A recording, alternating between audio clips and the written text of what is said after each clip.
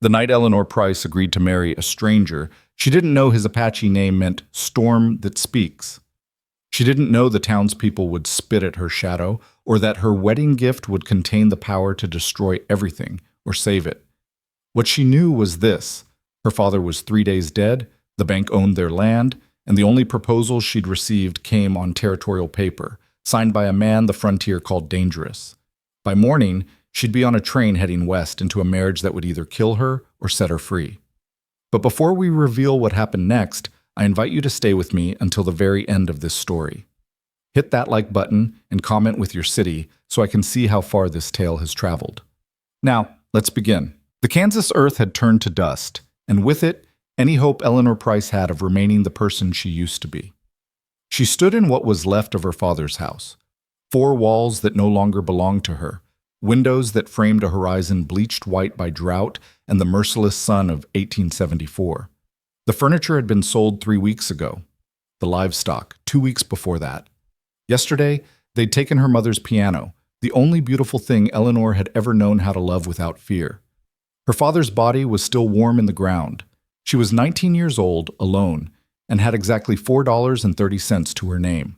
The bank officer, Mr. Henshaw, had made it clear that by week's end, even the walls around her would belong to someone else.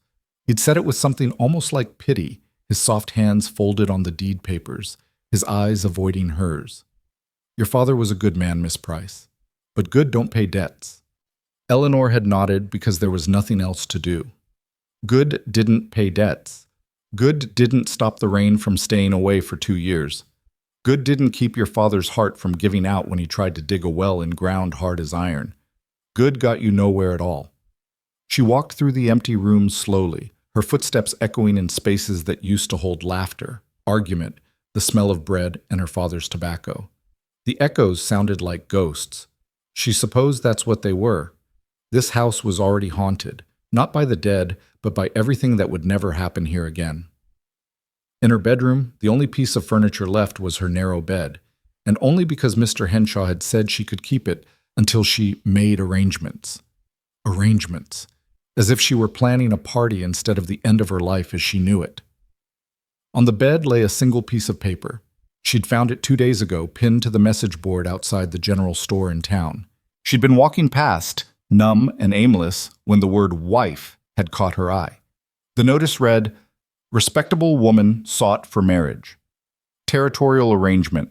Transport and provisions provided. Inquiries to be made through Land Office, Tucson, Arizona Territory. Respond by telegraph, discretion assured." It wasn't romantic. It wasn't even particularly personal. But it was an answer to a question Eleanor hadn't known how to ask. What now? She'd torn the notice down, folded it into her pocket, and walked to the telegraph office before she could talk herself out of it. The operator, a rail-thin man with spectacles, had raised his eyebrows when she dictated her message. "You sure about this, miss? Arizona's a long way off. Rough country." "Send it," she'd said. The reply had come within a day. Faster than she'd expected. Faster than seemed decent, really, as if whoever was on the other end had been waiting. Offer accepted. Funds for passage wired. Arrival expected within fortnight. Marriage to be conducted upon meeting.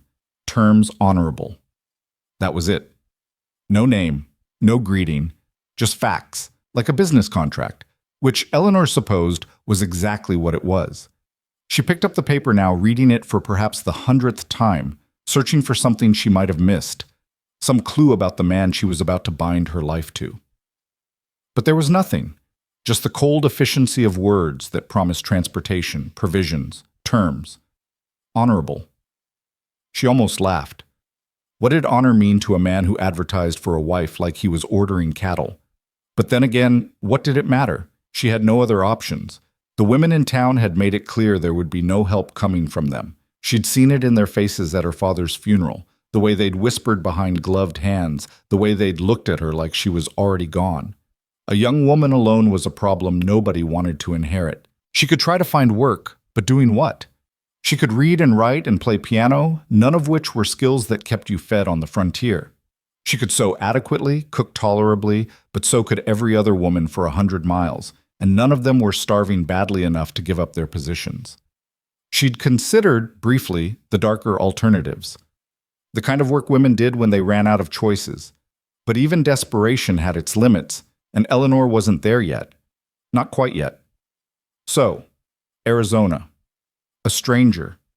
A marriage that probably meant hard work and loneliness, and a life nothing like the one she'd imagined as a girl. But it meant survival. And right now, survival was the only ambition she could afford. The train left in 2 days.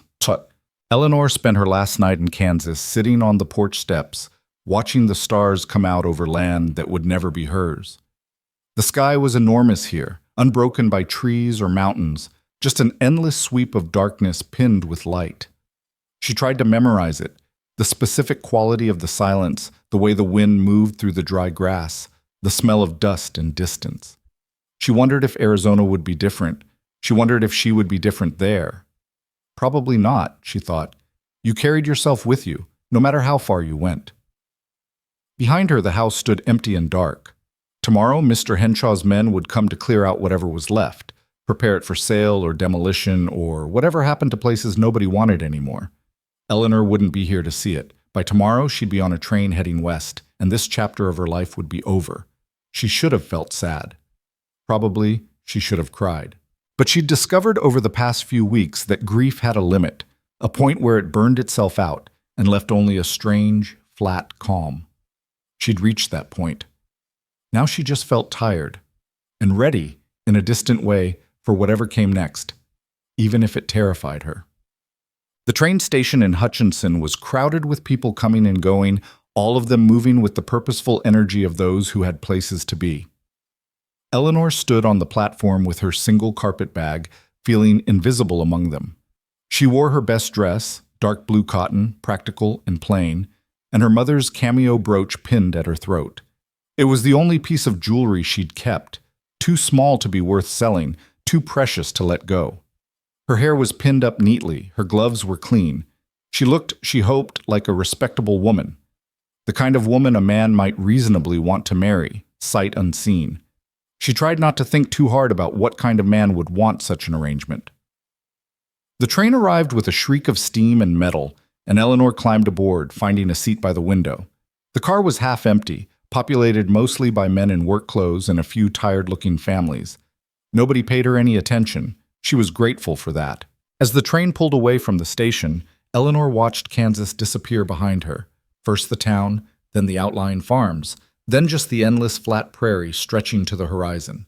She watched until there was nothing left to see, and then she closed her eyes and tried not to think about the fact that she was heading toward a man whose name she didn't even know. The journey west took 6 days. 6 days of rattling tracks and cramped seats, of sleeping upright and eating stale bread from her bag. 6 days of watching the landscape change outside the window. The flat plains giving way to rolling hills, then to something rawer and stranger. The earth turned red. The sky seemed bigger, if that was possible. The green disappeared, replaced by tough scrub brush and rock, and distances that looked like they'd never been crossed. This was frontier country, real frontier, not the settled farmland of Kansas. Eleanor could feel the difference in her bones. The sense that civilization here was temporary, provisional, a thin veneer over something much older and wilder.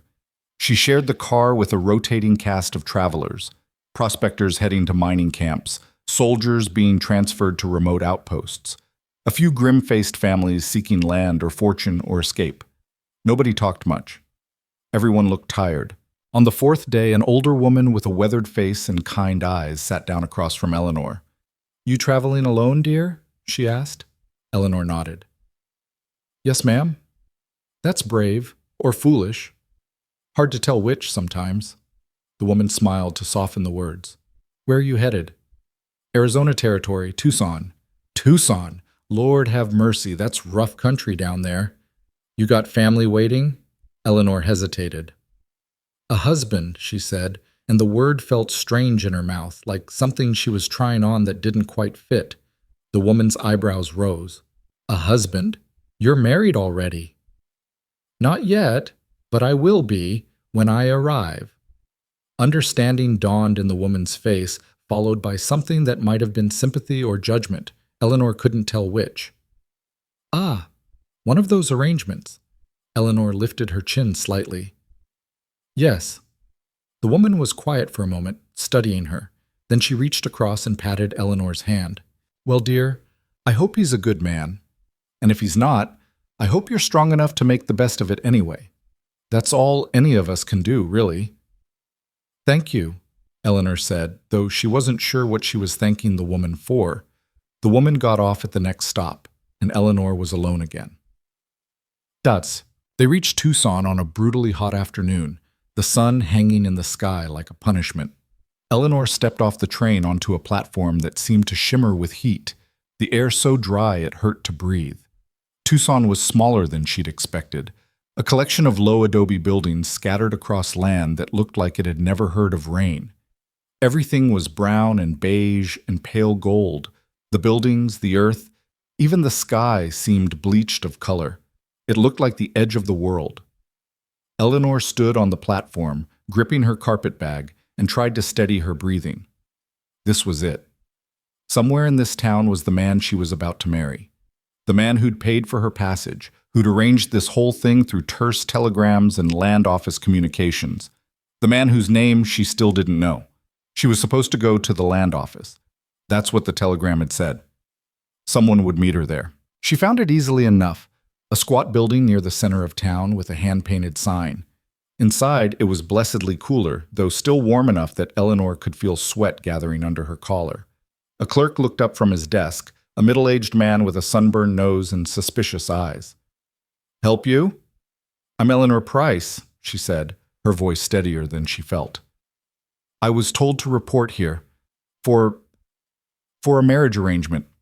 The clerk's expression didn't change. "Right. You're the Kansas girl. He said you'd be coming."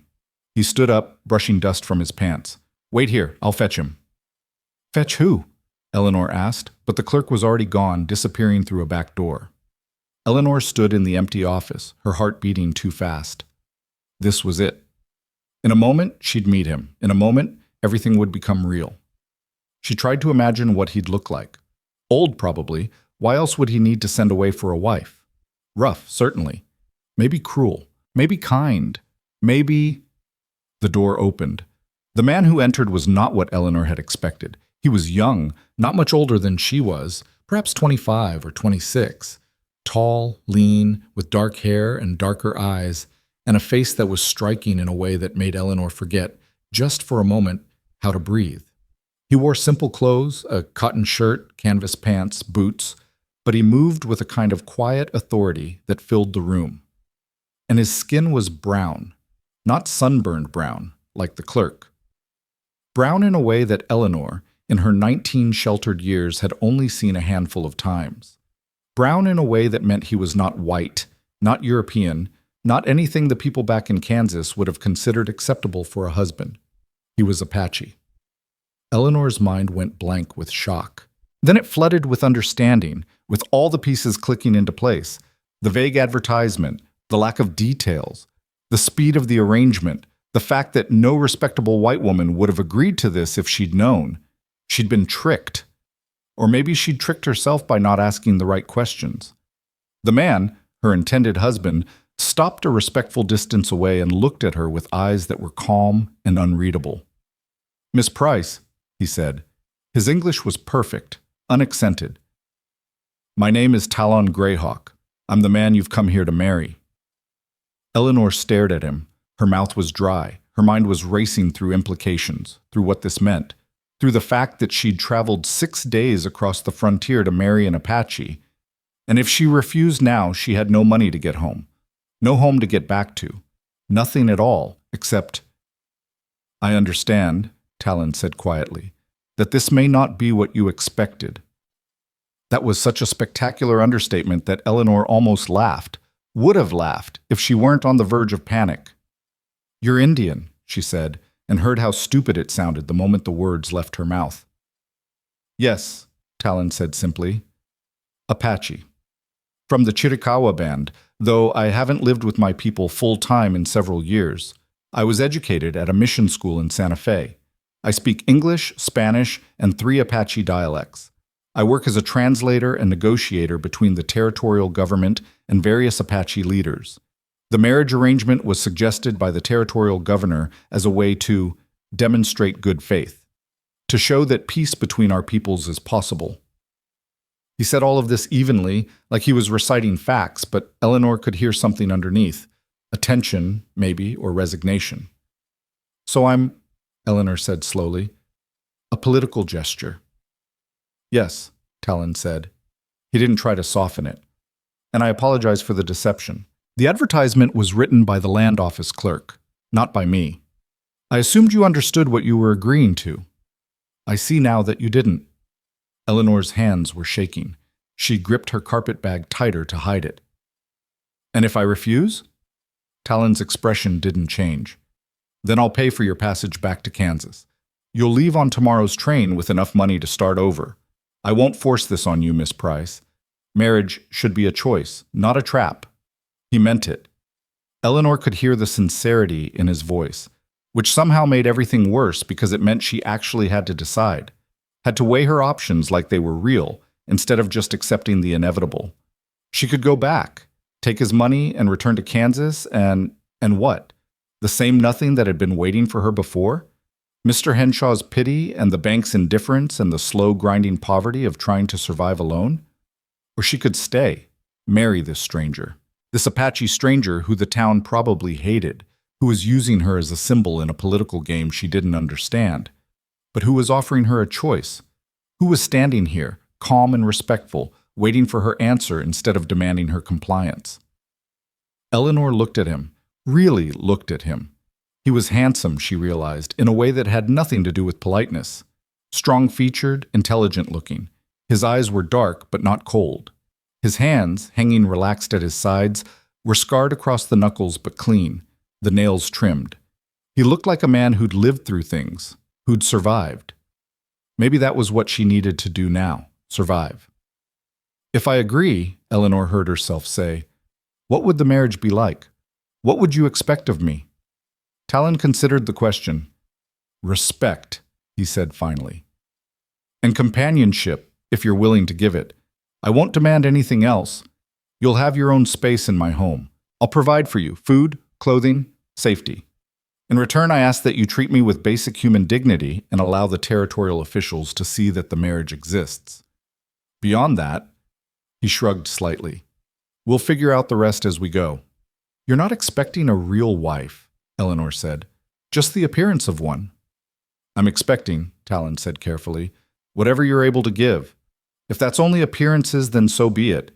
I won't ask for more than you're willing to offer. It should have been reassuring. Somehow, it just made Eleanor feel more lost. She thought about Kansas, about her father's grave and the empty house, and the future that didn't exist. She thought about the look in the clerk's eyes when Talon had walked in, a mixture of disgust and fear that told her exactly what kind of life she'd have here as an Apache man's wife. She thought about the fact that she was tired, so tired of being afraid and alone and desperate. All right, she said. The word came out hoarse. She cleared her throat and tried again. All right, I'll marry you. Talon's expression shifted, surprise maybe or relief. He nodded slowly. Thank you, Miss Price. Eleanor, she said, if we're going to be married, you should call me Eleanor. Eleanor? He repeated, and the way he said her name, careful, respectful, made something in her chest tighten. When? She asked. When does this happen? Now, if you're willing, the territorial judge is waiting next door. It won't take long. Of course it wouldn't. This wasn't a real wedding, after all. It was a formality, a piece of paper that would tie her to this man, to this place, to a life she couldn't begin to imagine. Eleanor took a deep breath. Then let's get it over with. The ceremony was exactly as impersonal as Eleanor had expected. The judge was a portly man with mutton chops and an air of barely concealed irritation, as if officiating this particular marriage was a waste of his valuable time. He recited the words mechanically, stumbling slightly over Talon's name, his eyes never quite meeting Eleanor's. There were two witnesses, the land office clerk and a Mexican woman who appeared to work as the judge's housekeeper. Both looked uncomfortable. Eleanor stood next to Talon in the judge's cramped office, acutely aware of the space between them, of the fact that they weren't touching, that there was nothing romantic or tender about any of this. It felt like a transaction, like signing away her life on a ledger. "Do you, Talon Greyhawk, take this woman to be your lawfully wedded wife?" "I do." His voice was steady. Eleanor wondered if he felt anything at all, or if this was just another negotiation to him, another political maneuver. "And do you, Eleanor Price, take this man to be your lawfully wedded husband?" Eleanor's throat was tight. This was the moment, the last chance to run. But where would she run to? "I do," she whispered. "Then by the power vested in me by the territory of Arizona, I pronounce you man and wife. You may... Well, that'll be all. No kiss, no celebration. Just the scratch of the judge's pen on paper, making it official." Eleanor stared at the marriage certificate, at her name next to Talon's in formal black ink. Mrs. Eleanor Greyhawk. It looked like someone else's name, someone else's life. "Congratulations," the judge said flatly and handed the certificate to Talon. And just like that, Eleanor was married. They left the judge's office in silence. Outside, the sun was beginning its descent toward the horizon, painting the sky in shades of copper and rust. The heat was finally breaking, replaced by something almost pleasant. Talon walked beside her, maintaining a respectful distance. He hadn't tried to touch her, Eleanor realized. Not during the ceremony, not after. Some men would have claimed their rights immediately, would have grabbed her hand or her arm, would have made it clear that she belonged to them now. But Talon walked like they were strangers sharing a sidewalk. Polite. Careful. Eleanor didn't know if she should be grateful or insulted. "My horse is this way," Talon said, gesturing toward the edge of town. "It's about an hour's ride to where I live. We can go tomorrow if you'd prefer. I can arrange a room for you at the boarding house tonight." "No," Eleanor said quickly. "No, I'd rather just get there. Get it over with." Talon nodded and led her to where a paint horse stood tied to a hitching post. The animal was beautiful, white and brown patches, intelligent eyes. It turned its head to look at them, ears swiveling. "This is Skye," Talon said, running a hand down the horse's neck. "She's gentle. You'll ride with me, if that's acceptable." Eleanor had ridden before, but never behind a man on horseback, never pressed close to a stranger's back. But she nodded, because what else was she going to do? Talon mounted easily, then reached down to help her up. His hand was warm and calloused when she took it, strong enough to pull her up behind him with seemingly no effort. Eleanor settled awkwardly on the horse's back, trying to figure out where to put her hands. "Hold on to me," Talon said quietly. "It's safer." Hesitantly, Eleanor wrapped her arms around his waist. She could feel the solid warmth of him through his shirt, could feel the way he breathed. It was the closest she'd ever been to a man who wasn't her father. It felt strange. Not bad exactly. Just strange. Talon made a soft clicking sound, and Skye started moving, carrying them away from Tucson, away from anything familiar, toward whatever came next. They rode east into country that grew rougher and more remote with each passing mile. The town disappeared behind them quickly, swallowed by the vast landscape of red rock and scattered brush. Mountains rose in the distance, purple against the darkening sky. Eleanor had thought Kansas was empty, but this was different. This was a wilderness that seemed to have no interest in human concerns, a land that would kill you if you weren't careful and wouldn't even notice you were gone. She held on to Talon and tried not to think about how far from civilization they were getting. After a while, Talon spoke. "Are you from Kansas originally?" It took Eleanor a moment to realize he was trying to make conversation. "Yes," she said. "Born there. Lived there my whole life until now." "And your family?" "Dead. My mother 5 years ago. My father 3 weeks ago." She said it flatly, without emotion, because that was the only way she could say it at all. "I'm sorry." "So am I." They rode in silence for a while longer. Then Eleanor asked, "What about your family?" Talon was quiet long enough that she thought he might not answer. "My mother is still alive," he said finally. She lives with the Chiricahua in the mountains to the south. My father died when I was 12, in a fight with soldiers.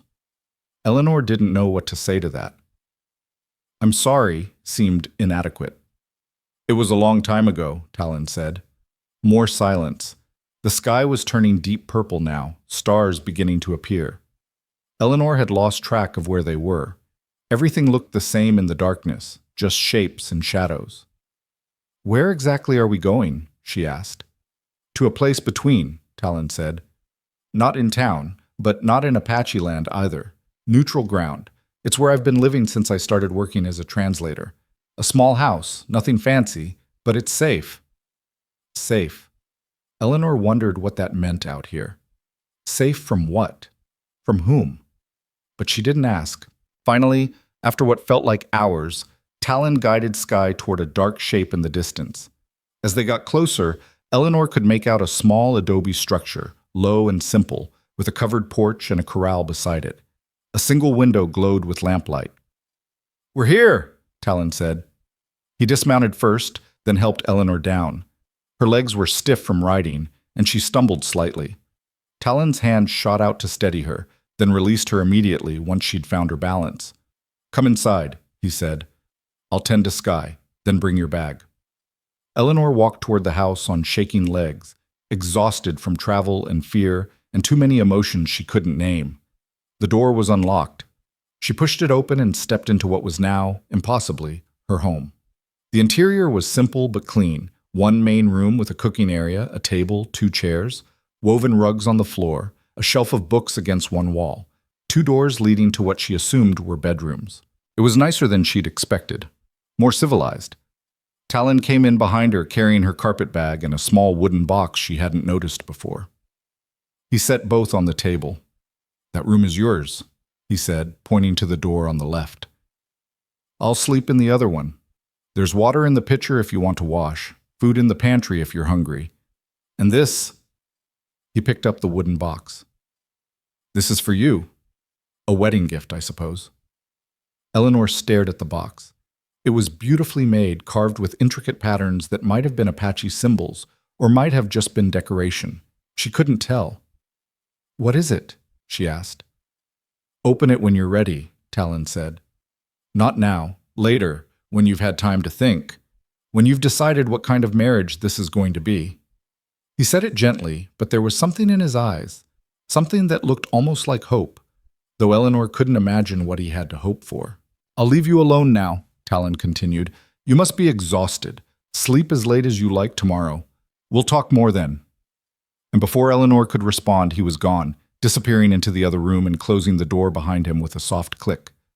Eleanor stood in the middle of the room, holding the carved box, and finally let herself cry. Not loudly, not dramatically, just quiet tears of exhaustion and fear and the overwhelming strangeness of everything that had happened in the past few weeks.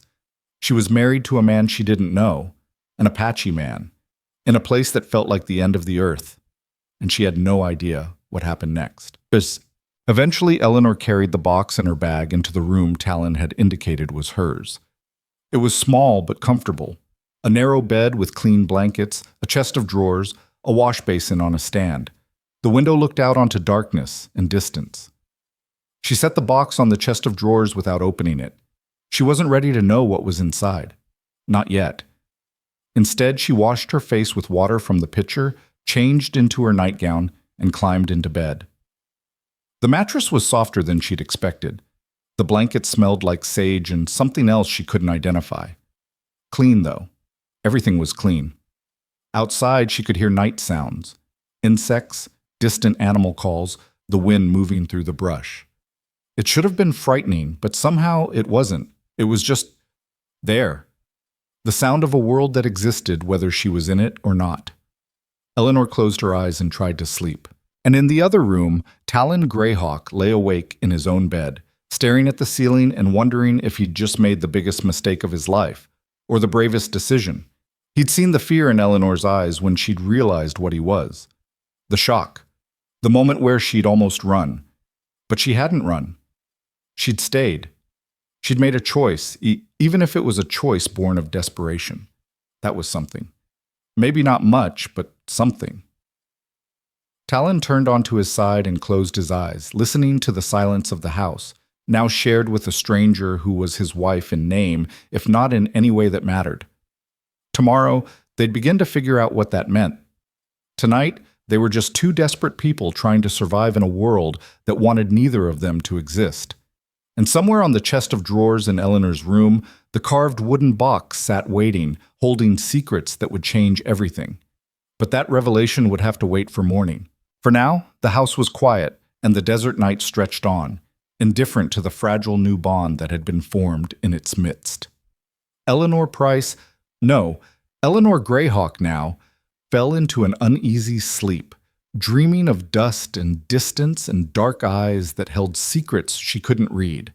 And the story of what would become of them both was only just beginning. Morning came too early, announced by light that sliced through the window like a blade. Eleanor woke disoriented, her body aching from yesterday's long ride, her mind struggling to remember where she was and why everything felt wrong. Then it all came back. The marriage. The stranger. The wooden box still sitting on the chest of drawers, unopened. She sat up slowly, listening for sounds from the other room. Nothing. The house was silent except for the creak of wood expanding in the heat that was already building despite the early hour. Eleanor dressed quickly in the same blue cotton dress from yesterday. It was one of only 3 she owned now, and pinned up her hair with trembling fingers. In the small mirror above the wash basin, her reflection looked pale and frightened, dark circles under her eyes from poor sleep. She looked like exactly what she was, a woman who had no idea what she was doing. When she finally gathered the courage to leave her room, she found Talon already up, standing at the stove with his back to her. He was making coffee, the smell rich and foreign in the small space. He'd changed his shirt, but otherwise looked exactly as he had yesterday, calm, controlled, unreadable. He turned when he heard her footsteps. "Good morning," he said. "Did you sleep?" "Some," Eleanor lied. "You?" "Enough." He poured coffee into 2 tin cups and handed her one. "There's bread and dried meat if you're hungry. I'll make something more substantial later, but I thought you might want coffee first." Eleanor took the cup, grateful for something to do with her hands. The coffee was strong and bitter, nothing like the way her father had made it, but it was warm and real, and that was enough. They stood in awkward silence for a moment, and Eleanor realized with a strange jolt that this was her life now. These awkward morning silences with a man she didn't know. This small house in the middle of nowhere. This careful dance of 2 strangers trying to share space. "I need to ride out this morning," Talon said, breaking the quiet. "There's a meeting with some of the Apache leaders. They want to discuss the new territorial boundaries. I should be back by afternoon." He paused, watching her face. "You can stay here, or if you'd prefer, I can take you back to town. You could spend the day there, meet some of the other women, start to establish yourself." The way he said it made it clear he knew exactly what kind of reception she'd get in town. The new wife of the Apache translator, the white woman who'd married an Indian. She'd be a curiosity at best, a traitor at worst. "I'll stay here," Eleanor said quickly. Something that might have been relief crossed Talon's face. "There's food in the pantry. Books on the shelf if you read. Don't go wandering too far from the house. The land can be dangerous if you don't know it. And if anyone comes," he hesitated. "If anyone comes and I'm not here, don't answer the door unless you're certain they're friendly." Eleanor's stomach tightened. "Are you expecting trouble?" "No," Talon said, "but I'm not expecting safety either. This is frontier country, Eleanor. It's better to be careful." He finished his coffee in one swallow, set down the cup, and moved toward the door. Then he stopped, turned back. "The box I gave you last night, have you opened it yet?" "No." "When you do," he said quietly, "know that whatever you decide, I'll respect it. That's all I ask, just respect in return for respect." Before she could ask what he meant, he was gone, the door closing behind him with a soft thud that seemed to echo in the sudden silence. Eleanor stood alone in the house that was now supposedly hers and wondered what exactly she'd gotten herself into. The hours passed slowly. Eleanor cleaned the already clean kitchen, examined the books on Talon's shelf, a strange mix of Apache language texts, English classics, and what looked like legal documents, and eventually ventured outside to explore the immediate area around the house. The landscape was stark and beautiful in a way that made her chest ache. Red rock formations rose in the distance, their shadows shifting as the sun climbed higher. The sky was so blue it hurt to look at directly. Everything was dry and harsh, and somehow perfect in its harshness. She found a small garden plot behind the house, carefully tended, with plants she didn't recognize growing in neat rows. Evidence that Talon had been here a while, had put down roots of a sort. It made him seem more real somehow, more human. Not just the stoic stranger from yesterday, but someone who planted things and waited for them to grow. By midday, Eleanor couldn't stand it anymore. She went back inside, walked to her room, and picked up the carved wooden box. It was heavier than it looked, the wood smooth under her fingers from handling or age or both. The carvings were intricate, geometric patterns that seemed to tell a story she couldn't read. Apache symbols, she assumed, though she had no way of knowing what they meant. Her hand shook as she worked the clasp. It opened with a soft click. Inside was a single piece of paper, folded carefully, and underneath it, a small silver key on a leather cord. Eleanor's breath caught. She lifted out the paper first, unfolded it with fingers that wouldn't quite steady. The handwriting was precise, almost formal, in dark ink. Eleanor, this box and its contents are yours. The key opens a lockbox kept at the Tucson land office under your name. Inside that box is money, enough to purchase train passage back to Kansas or to anywhere else you might wish to go, plus additional funds to help you start a new life. I give you this for one reason, so that you know your presence here is a choice, not a prison. If you stay, it must be because you wish to, not because you have no other option. I will not speak of this gift. If you choose to use it and leave, I will not stop you or ask for explanations. If you choose to stay, the money remains yours, held in trust should you ever change your mind. You are not my property. You are not my prisoner. You are a woman who deserves the dignity of choice. Whatever you decide, I will respect it. Talon Eleanor read the letter 3 times, her heart hammering against her ribs. Then she picked up the key, felt its weight in her palm. He'd given her freedom. Real freedom, not just words. He'd given her the means to leave, to escape this marriage, to run back to everything she'd known or forward to something entirely new. He'd put power in her hands and asked for nothing in return except the knowledge that if she stayed, it would be because she wanted to.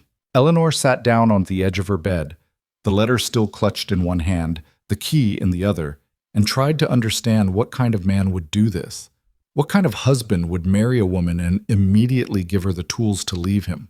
An honorable one, she realized, or a desperate one, or maybe just one who understood what it felt like to be trapped and refused to do that to someone else. She thought about Kansas, about the empty house and the grave, and the nothing waiting for her there. She thought about the money in the lockbox, about how she could take it and go anywhere. California, maybe. Or back east to one of the big cities where a woman alone might find work. She thought about Talon's dark eyes and careful distance and the way he'd said respect in return for respect, like it was a prayer. Eleanor folded the letter carefully and put it back in the box along with the key. She closed the lid and set it back on the chest of drawers. She wasn't ready to decide yet, but she was beginning to understand the choice in front of her, and it was more complicated than she'd thought. Talon returned in the late afternoon looking tired and troubled. He unsaddled Skye, brushed her down, and came inside without a word. Eleanor had made a simple dinner, beans and cornbread, basic food from the pantry, and had it waiting on the table. He stopped when he saw it, surprise crossing his face. "You didn't have to do this." "I know," Eleanor said, "but we both need to eat." They sat across from each other at the small table, and for a few minutes there was only the sound of eating, of spoons against tin plates. Then Talon spoke. "The meeting didn't go well. There's talk of more restrictions on Apache movement, more pressure to move on to reservations. Some of the younger warriors want to fight. The elders want to negotiate. I'm caught in the middle, trying to translate not just words but intentions, and no one trusts me completely because I'm living here instead of with the tribe." He said it matter-of-factly, but Eleanor could hear the weight behind the words. The loneliness of being caught between two worlds, belonging fully to neither. "Is that why you agreed to the marriage?" she asked quietly. "To prove something to them?" Talon looked at her, and for the first time she saw something raw in his expression. "Partly. The territorial governor thought it would help. A symbolic union, proof that we can coexist peacefully. But also," he paused, "also because I'm tired of being alone. Tired of living in this space between worlds with no one to share it with. I thought maybe if I had a partner, someone who understood what it meant to not quite belong anywhere, it might be easier." "So you sent for a mail-order bride." "So I agreed when they suggested it," Talon corrected. "I didn't think anyone would actually respond. When your telegram came, I was surprised." "Desperate people do desperate things," Eleanor said. "Yes," Talon agreed. "They do." He set down his spoon. "Did you open the box?" Eleanor nodded. "And? And I'm still here," she said simply. Something shifted in Talon's face. Not quite a smile, but close. "For now." "For now," Eleanor echoed. "Sad." The next morning, Talon asked if she wanted to ride with him to visit his mother's camp. Eleanor's first instinct was to refuse. The idea of meeting Apache people, of being surrounded by strangers who would surely hate her for being white, for being the outsider who'd married one of their own, was terrifying. But something in Talon's face when he asked made her reconsider. He looked hopeful in a guarded way, like he was bracing for rejection but hoping for acceptance. "All right," she heard herself say. They rode east again, this time for hours, deeper into country that grew more remote with every mile. The landscape changed gradually, becoming rockier, more mountainous. Eleanor clung to Talon's waist and tried not to think about how far from civilization they were getting, how completely dependent she was on this man she barely knew. Finally, as the sun reached its peak, they came over a ridge and Eleanor saw it, an Apache camp spread out in a valley below. Not the permanent village she'd somehow expected, but a collection of brush shelters called wickiups, arranged in loose clusters near a stream. Horses grazed nearby. Smoke rose from cooking fires. People moved between the structures with the easy rhythm of daily life. Eleanor's chest tightened with fear. "They know we're coming," Talon said quietly. "I sent word yesterday. They won't hurt you, Eleanor. You're under my protection, and that means something to them." "What if they don't accept me?" "Then we'll leave. But give them a chance first. They're not what you've been told they are." They rode down into the valley, and Eleanor felt dozens of eyes turned toward them. Women paused in their work. Children stopped playing. Warriors stood from where they'd been sitting and watched with expressions Eleanor couldn't read. Talon dismounted and helped Eleanor down, then led her toward the largest wickiup at the center of the camp. An older woman emerged, her hair streaked with gray, her face weathered but strong. She wore traditional Apache dress, a long skirt and tunic decorated with intricate beadwork. Her eyes, the same dark brown as Talon's, swept over Eleanor with an intensity that made her want to step backward. Talon spoke to the woman in Apache, the language flowing smooth and musical from his lips. The woman responded, her voice sharp, questioning. They went back and forth for several exchanges, while Eleanor stood there feeling exposed and foolish. Finally, Talon turned to her. "Eleanor, this is my mother, Nalin. Her name means maiden. Mother, this is my wife, Eleanor." Nalin looked at Eleanor for a long moment, then said something in Apache that sounded like it might have been a question. "She wants to know if you came willingly or if I stole you," Talon translated, something that might have been amusement in his voice. Eleanor's eyes widened.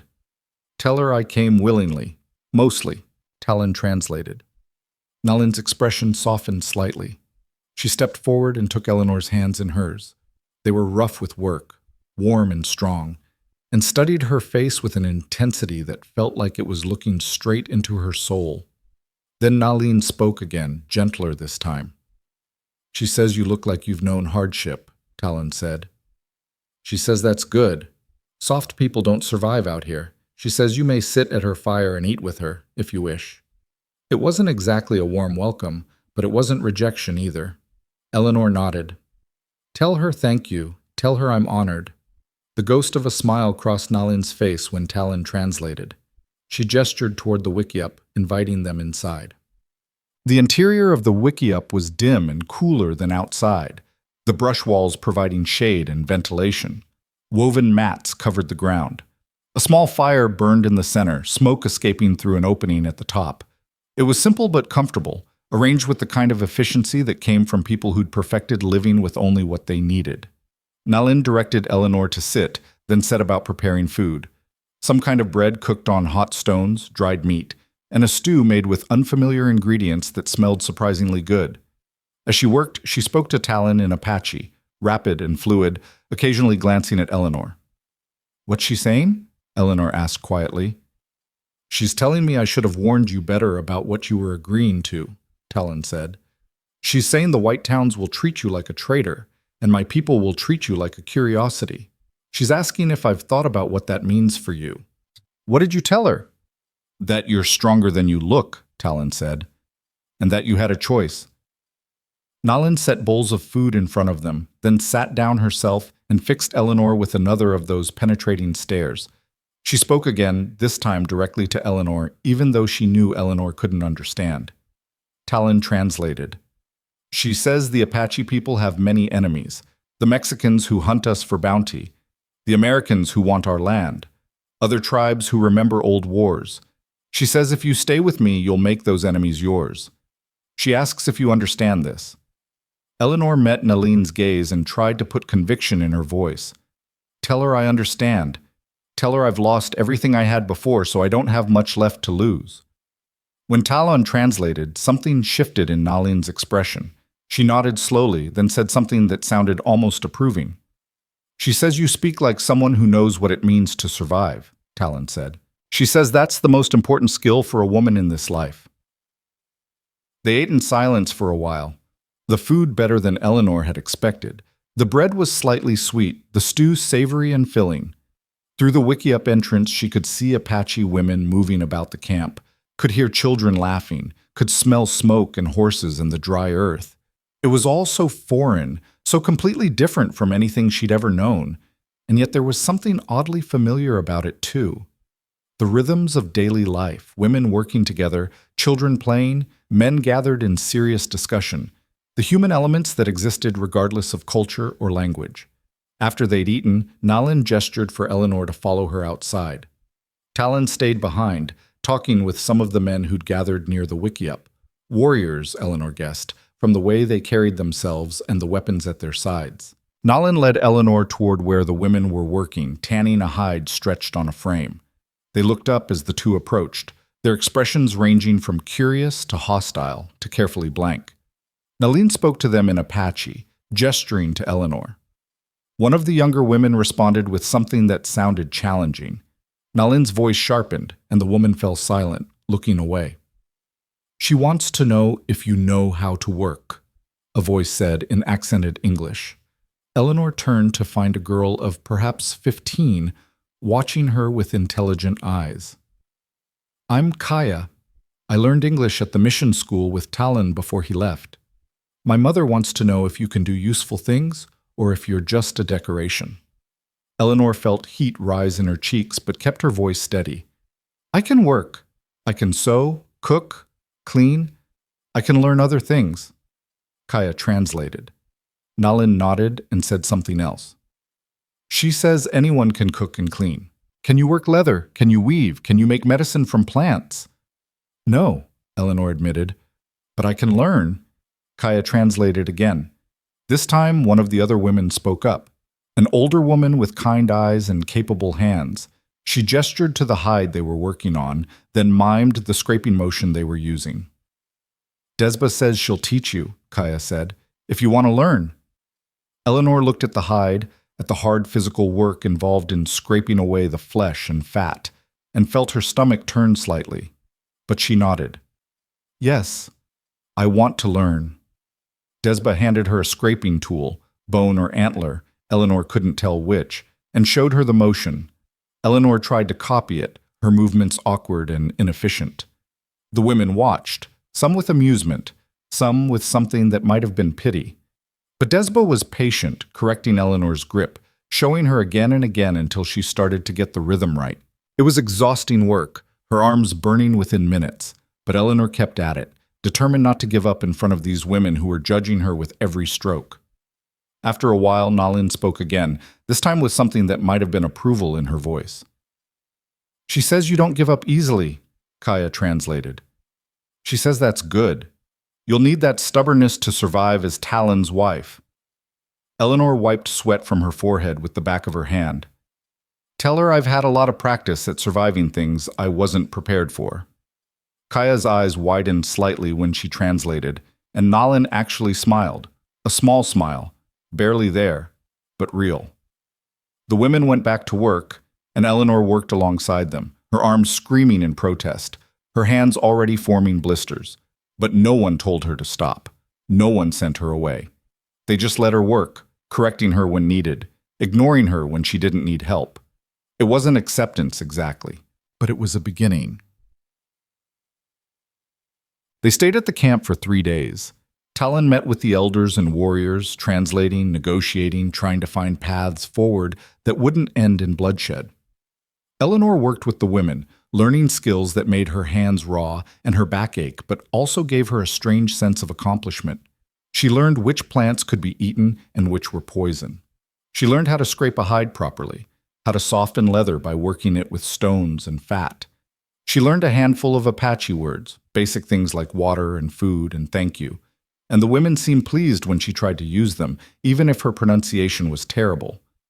Kaya became something like a friend, or at least a guide. She was bright and curious, asking Eleanor endless questions about life in Kansas, about white towns, about why she'd agreed to marry Talon. "Did you love him?" Kaya asked one afternoon as they gathered wood for the fires. "No," Eleanor said honestly. "I didn't even know him." "Then why marry him?" Eleanor considered how to explain it. "Because I had nothing left, and he offered me something, not love, but a chance. Sometimes that's enough." Kaya nodded thoughtfully. "Talon is a good man, caught between worlds like me. The whites don't trust him because he's Apache.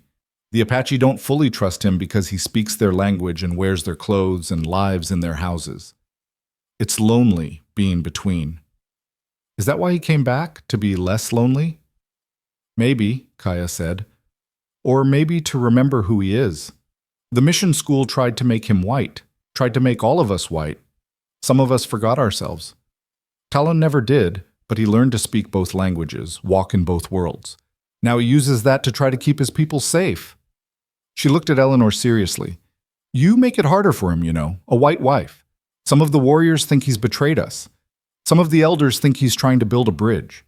Everyone watches to see which it is." The weight of that settled on Eleanor's shoulders. She wasn't just Talon's wife. She was a symbol, a statement, a political gesture made flesh. Every action she took would be interpreted, judged, used as evidence for one side or another.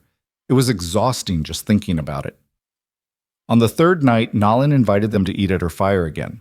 This time, other families joined them. Desba and her husband, Kaya and her mother, several others.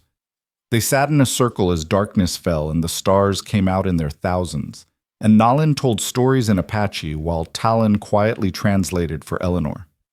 Stories of the Apache people, of their long history in these mountains, of heroes and tricksters, and the way the world came to be. Eleanor listened, fascinated despite herself, drawn into the rhythms of the language and the power of the tales.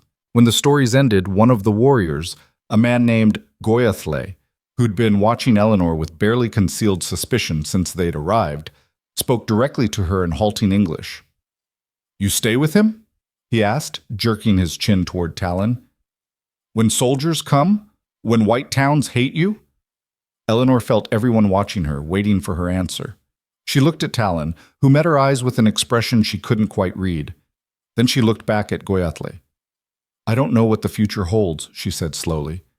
"But I'm here now, and I don't run from things just because they're hard."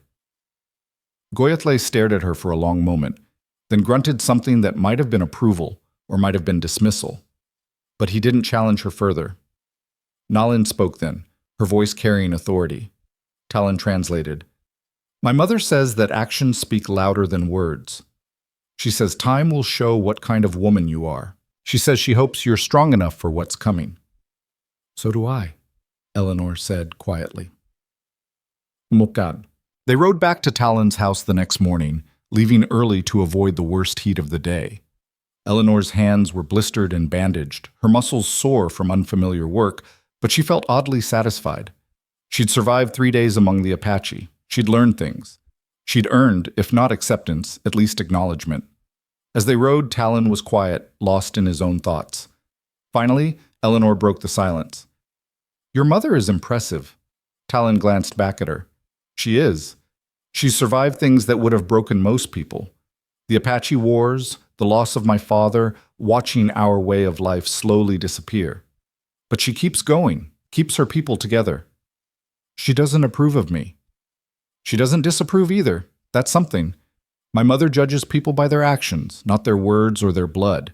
If you prove yourself worthy, she'll accept you. If not, he shrugged. And the others?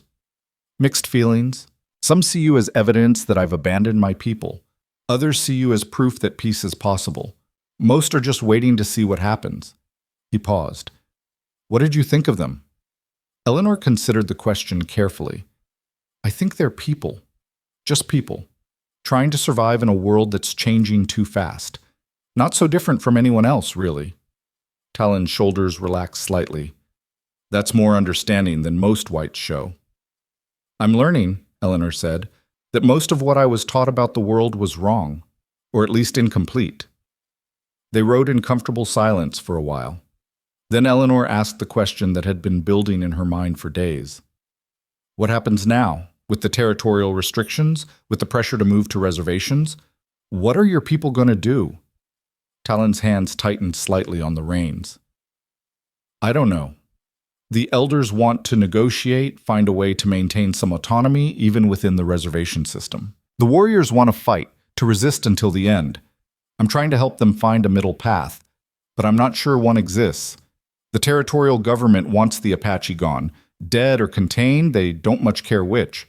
Every negotiation feels like just delaying the inevitable. And you're caught in the middle. Always, Talon said quietly, always between. Never fully trusted by either side.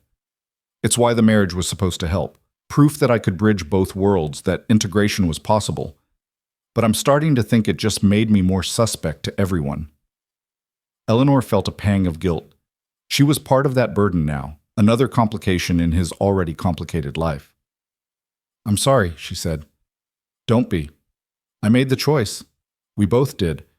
We'll face the consequences together, whatever they are. Together.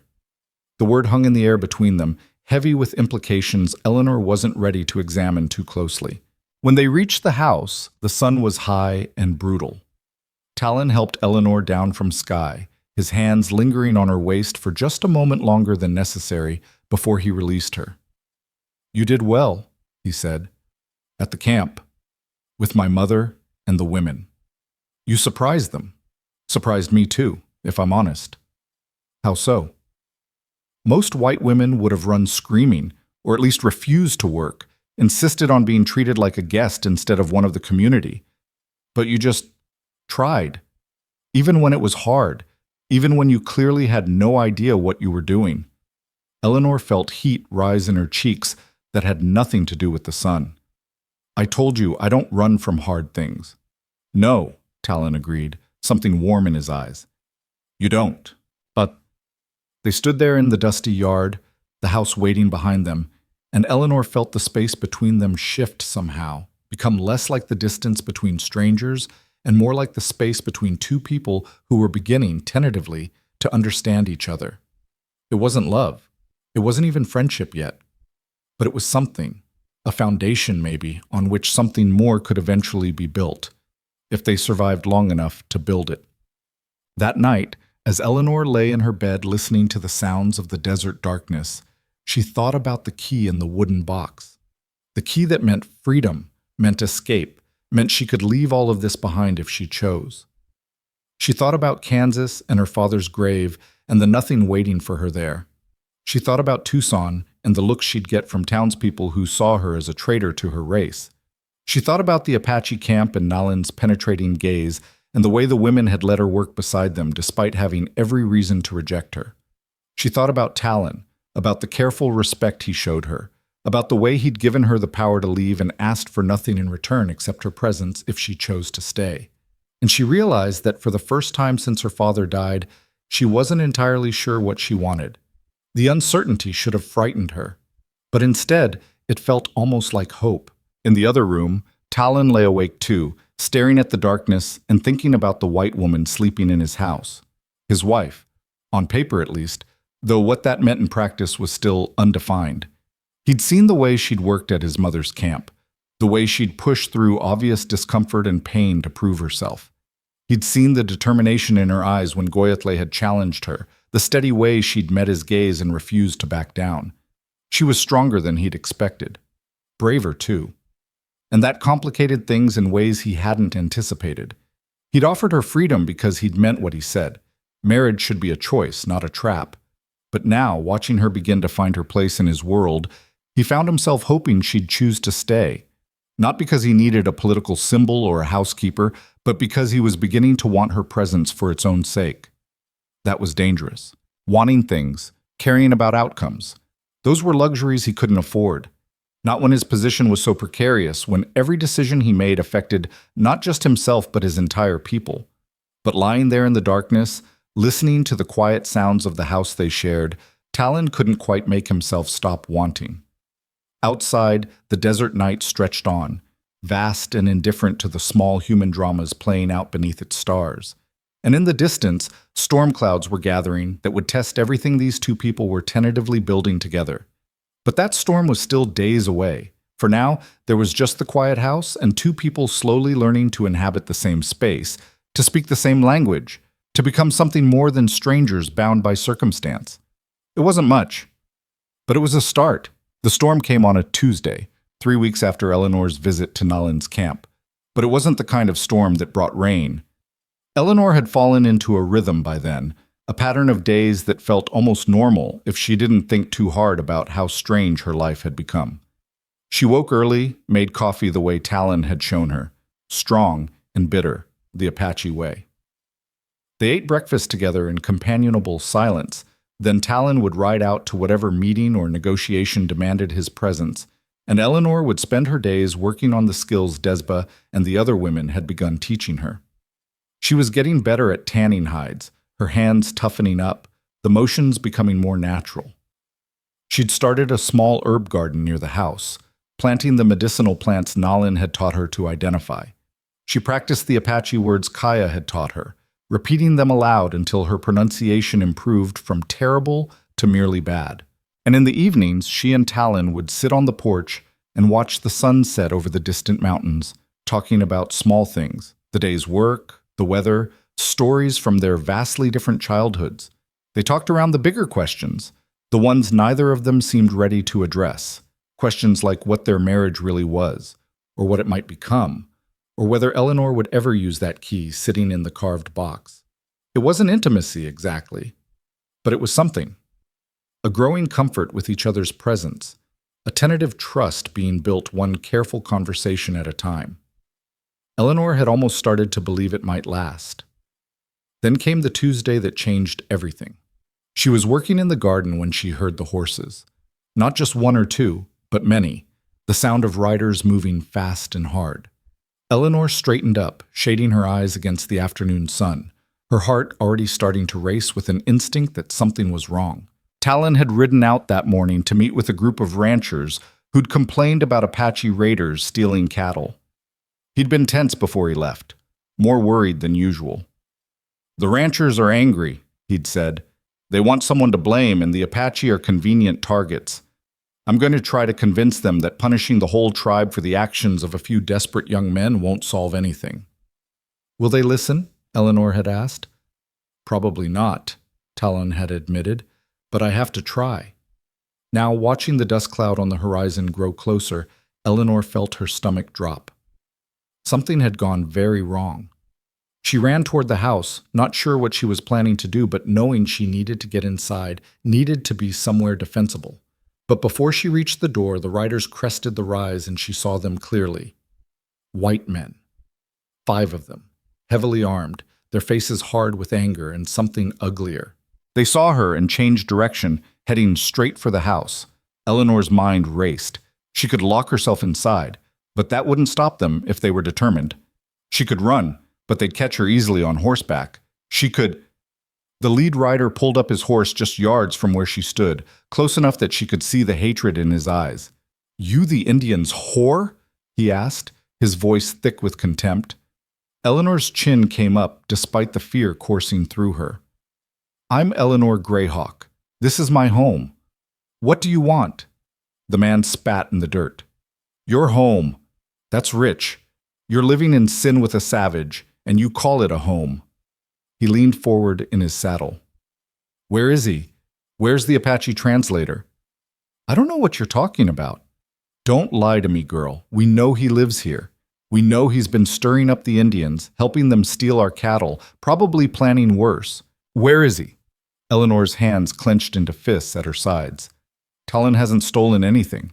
He's been trying to negotiate peace, trying to prevent exactly the kind of violence you're—" "Peace," the man sneered. "There's only one kind of peace with Indians, and that's the peace of the grave. Now you tell us where he is, or we'll make this real unpleasant for you." Before Eleanor could respond, one of the other riders spoke up. "She don't know, Chet. She's just a stupid girl who got tricked into marrying a savage. Leave her be." But Chet shook his head. "She made her choice. She married him. She lives with him. She's as guilty as he is." His eyes raked over Eleanor with disgust. "Probably enjoying it too. The little—" "Get off my property," Eleanor said, her voice shaking with fury she couldn't quite control. "You have no right to be here, no right to threaten me. Leave. Now." Chet laughed, a sound with no humor in it. "You hear that, boys? She's giving us orders. The Indian's whore thinks she's somebody." He swung down from his horse and took a step toward Eleanor. "Maybe we ought to teach her some manners, show her what happens to white women who forget their place." Eleanor backed up, her heart hammering, her mind frantically searching for options. She was alone, unarmed, facing 5 armed men who clearly had no intention of leaving peacefully. This was going to end badly no matter what she did, but maybe if she could just delay them, keep them talking until... A gunshot cracked through the air. Everyone froze. Eleanor's eyes darted toward the sound and saw Talon standing at the edge of the property, his rifle raised, his face a mask of controlled fury. "The next one goes through your head, Chet," he said, his voice deadly calm. "Get away from my wife." Chet's hand moved toward his gun, but Talon's rifle tracked the movement. "Don't. You're not fast enough, and we both know it." For a long moment, nobody moved. Then Chet slowly raised his hands. "This ain't over, half-breed. You and your Apache friends have been stealing from us, and we're done asking nicely." "My people haven't touched your cattle," Talon said, "but some outlaws running guns have been using Apache signs to cover their tracks. I told you this at the meeting. I offered to help you find the real thieves. You didn't want to hear it." "Liar," Chet spat. "You're all liars. You think we don't know what you're planning? You think we're going to sit back and let you savages murder us in our beds?" "Nobody's planning to murder anyone," Talon said, but there was an edge of frustration in his voice now. "If you just listen." That's when Eleanor heard it. More horses, coming fast from the opposite direction. She turned and her blood went cold. Apache warriors, at least a dozen of them, riding hard toward the house. Leading them was Goyatle, the warrior who'd questioned her at Nalin's camp, his face painted for war. "Talon," Eleanor breathed, but he'd already seen them. His expression shifted from controlled anger to something close to panic. "No," he said under his breath. "No, not now. Don't!" Goyatle and his warriors pulled up in a semicircle, effectively surrounding Chet and his men. The white ranchers' hands went to their guns, and suddenly everyone was armed, everyone was aiming at everyone else, and Eleanor was standing in the middle of it all knowing that one wrong move would turn this into a bloodbath. Talon stepped forward, positioning himself between the two groups, his rifle still raised but not pointed at anyone in particular. He spoke in rapid Apache to Goyatle, his voice urgent, pleading. Goyatle responded harshly, gesturing at the white men with barely contained rage. Even without understanding the words, Eleanor could grasp the meaning. These men had threatened Talon, threatened his home, and Goyathle wanted blood for it. Everyone needs to calm down, Talon said in English, then repeated it in Apache. This doesn't have to end in violence. Chet, you and your men are going to get on your horses and leave. Goyathle, you and the warriors are going to let them go. Nobody fires a shot, nobody gets hurt, we all walk away. They threatened your woman, Goyathle said in his halting English, his eyes never leaving Chet. Apache law says they die for that. White law says you die for being here at all, Chet shot back. You're off the reservation, you're armed, that's enough to hang every one of you. The tension ratcheted higher. Fingers tightened on triggers. Eleanor could see it spiraling, could see how quickly this would turn into exactly the kind of violence Talon had been trying to prevent. She did the only thing she could think of. She walked directly into the middle of the standoff, positioning herself where both groups could see her clearly. Stop, she said, her voice surprisingly steady. All of you, just stop and think for 1 second. Eleanor, get back, Talon said urgently, but she ignored him, looking instead at Goyathle. You said time would show what kind of woman I am. You said my actions would speak louder than words. Well, I'm telling you now, if you kill these men, you'll start a war. The territorial government will use it as an excuse to send in the army. Your people, Talon's mother, all the children in the camp, they'll be hunted down. Is that what you want? Goyathle's jaw clenched, but he didn't lower his weapon. Eleanor turned to Chet. And you came here looking for someone to blame, someone to punish for crimes you can't even prove the Apache committed. But killing Talon won't get your cattle back. It won't make you safer. It'll just make you murderers. Get out of the way, girl, Chet growled. No, Eleanor said, because if you start shooting, I'll be the first one hit. And then this stops being about cattle or territory or pride. It becomes about killing an unarmed white woman. Is that what you want to explain to the territorial judge? She could see Chet hesitating, could see the calculation in his eyes. Killing an Apache translator in a standoff was one thing. Killing a white woman in the crossfire was another matter entirely. Lower your weapons, Talon said into the silence. All of you. Chet, take your men and go. Goyathle, I give you my word these men will face justice if they've committed crimes. But not like this. Not here. Not now. For a moment that stretched like eternity, nobody moved. Then one of the ranchers, the one who'd suggested leaving Eleanor alone earlier, slowly lowered his rifle. Chet, he said quietly, the girl's right. This ain't worth it. Chet's face twisted with fury, but he slowly, reluctantly nodded. This ain't over, he said again, but he was already backing toward his horse. You tell your savage friends they've got 1 week to return our cattle, or we're coming back with the law, or without it. He swung into his saddle, and his men followed. They rode off fast, glancing back as if expecting to be shot in the back.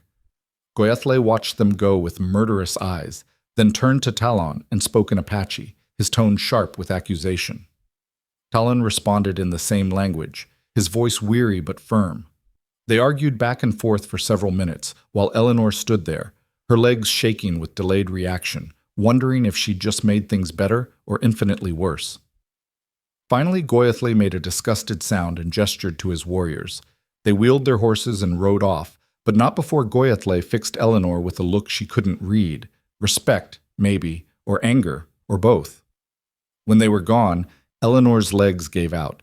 She sat down hard in the dust, her whole body trembling. Talon was beside her in an instant, kneeling down, his hands on her shoulders. Are you all right? Did they hurt you? I'm fine, Eleanor managed. Just scared. What did Goyathle say? Talon's jaw tightened. That I'm a fool for trusting white men's justice. That I should have let him kill Chet and his friends and be done with it. That protecting white law above Apache honor makes me a traitor. What did you tell him? That killing them would have gotten his people slaughtered. That I'm trying to prevent a war, not start one. That... He paused. That you showed more courage standing between two groups of armed men than most warriors show in battle. He didn't like hearing it, but he couldn't deny it either. Eleanor looked up at him, at the strain in his face, the weight he carried. I'm sorry. I shouldn't have interfered, but I couldn't just stand there and watch. You saved lives today, Talon interrupted. On both sides. You... He stopped, seeming to struggle for words. You risked yourself for my people. Even though you barely know them, even though they haven't fully accepted you. Why? Eleanor thought about it. Because they're your people. And you're my husband. That makes them my people too, doesn't it? Something shifted in Talon's expression, something deep and raw. He helped her to her feet, his hands gentle but lingering. We need to leave, he said abruptly. Tonight. Chet meant what he said. They'll be back, probably with more men. And Goyatle is young and angry and doesn't understand the consequences of his actions. If he decides to strike first, to attack the ranchers or their families, he shook his head. I need to get you somewhere safe. Then I need to ride to my mother's camp, try to convince the elders to control the young warriors before this spirals. Where? Eleanor asked. Where's safe? Tucson, maybe. Or... He hesitated. There's a place in the mountains, a hidden valley my people use when they need to disappear. I could take you there, to my mother. She'd protect you. Eleanor's mind was reeling. Everything was happening too fast, the fragile peace she'd thought they were building crumbling like sand. What about you? I'll do what I always do. Try to negotiate. Try to find a middle path between men who only want blood. He started toward the house, already planning, already shifting into the role of mediator and peacemaker. But Eleanor didn't follow. Something had crystallized in her mind during the standoff, something she needed to understand before they went any further. Talon, wait. He turned back. The box you gave me, she said. The key. You said I should open it when I'd decided what kind of marriage this was going to be. This isn't the time. It's exactly the time, Eleanor interrupted. Because whatever happens next, whatever danger we're riding into, I need you to know. I need to tell you before... She took a breath. I'm staying. Not because I have nowhere else to go. Not because I'm trapped. But because I choose to. I choose this. I choose you. Talon stood very still. You don't have to decide now. Not under pressure, not when... I'm not deciding under pressure, Eleanor said. I decided days ago. Maybe weeks ago, I don't know, somewhere between your mother's camp and learning to scrape hides and sitting on the porch with you watching the sunset. I needed you to know, in case something happens, in case we don't get another chance to talk about it. For a long moment, Talon just looked at her, his dark eyes searching her face like he was trying to memorize it. Then he crossed the distance between them in 3 strides and pulled her into his arms. It was the first time he'd really touched her, held her like she was something precious, instead of something fragile he was afraid to break. Eleanor felt the solid warmth of him, the strength in his arms, the way his heart was racing against her cheek. Eleanor, he said into her hair, and there was something in his voice she'd never heard before, something vulnerable and honest and terrified. If anything happens to you because of me, because of this, then we face it together, she said firmly. That's what choosing means, doesn't it? You don't get to protect me by pushing me away. We're in this together now. He pulled back just enough to look at her face, and Eleanor saw in his eyes that he understood what she was really saying, that this wasn't about politics or survival anymore, that somewhere along the way, this arrangement had become real. We need to pack, he said finally, his voice rough. Quickly, take only what you can carry. We ride in an hour. Eleanor nodded and started to turn toward the house, but Talon caught her hand. The key, he said. In the box. I want you to take it with you. Keep it. The money is still yours, Eleanor. That doesn't change just because you've chosen to stay. It's insurance, a way out, if you ever need one. Promise me you'll keep it. Talon, promise me. She saw in his face that this mattered to him, that he needed her to have that escape route even as she was choosing not to use it, so she nodded. I promise. Inside the house, they moved with urgent efficiency. Eleanor packed her few possessions into a canvas bag, clothes, the carved box with its key, her mother's cameo brooch.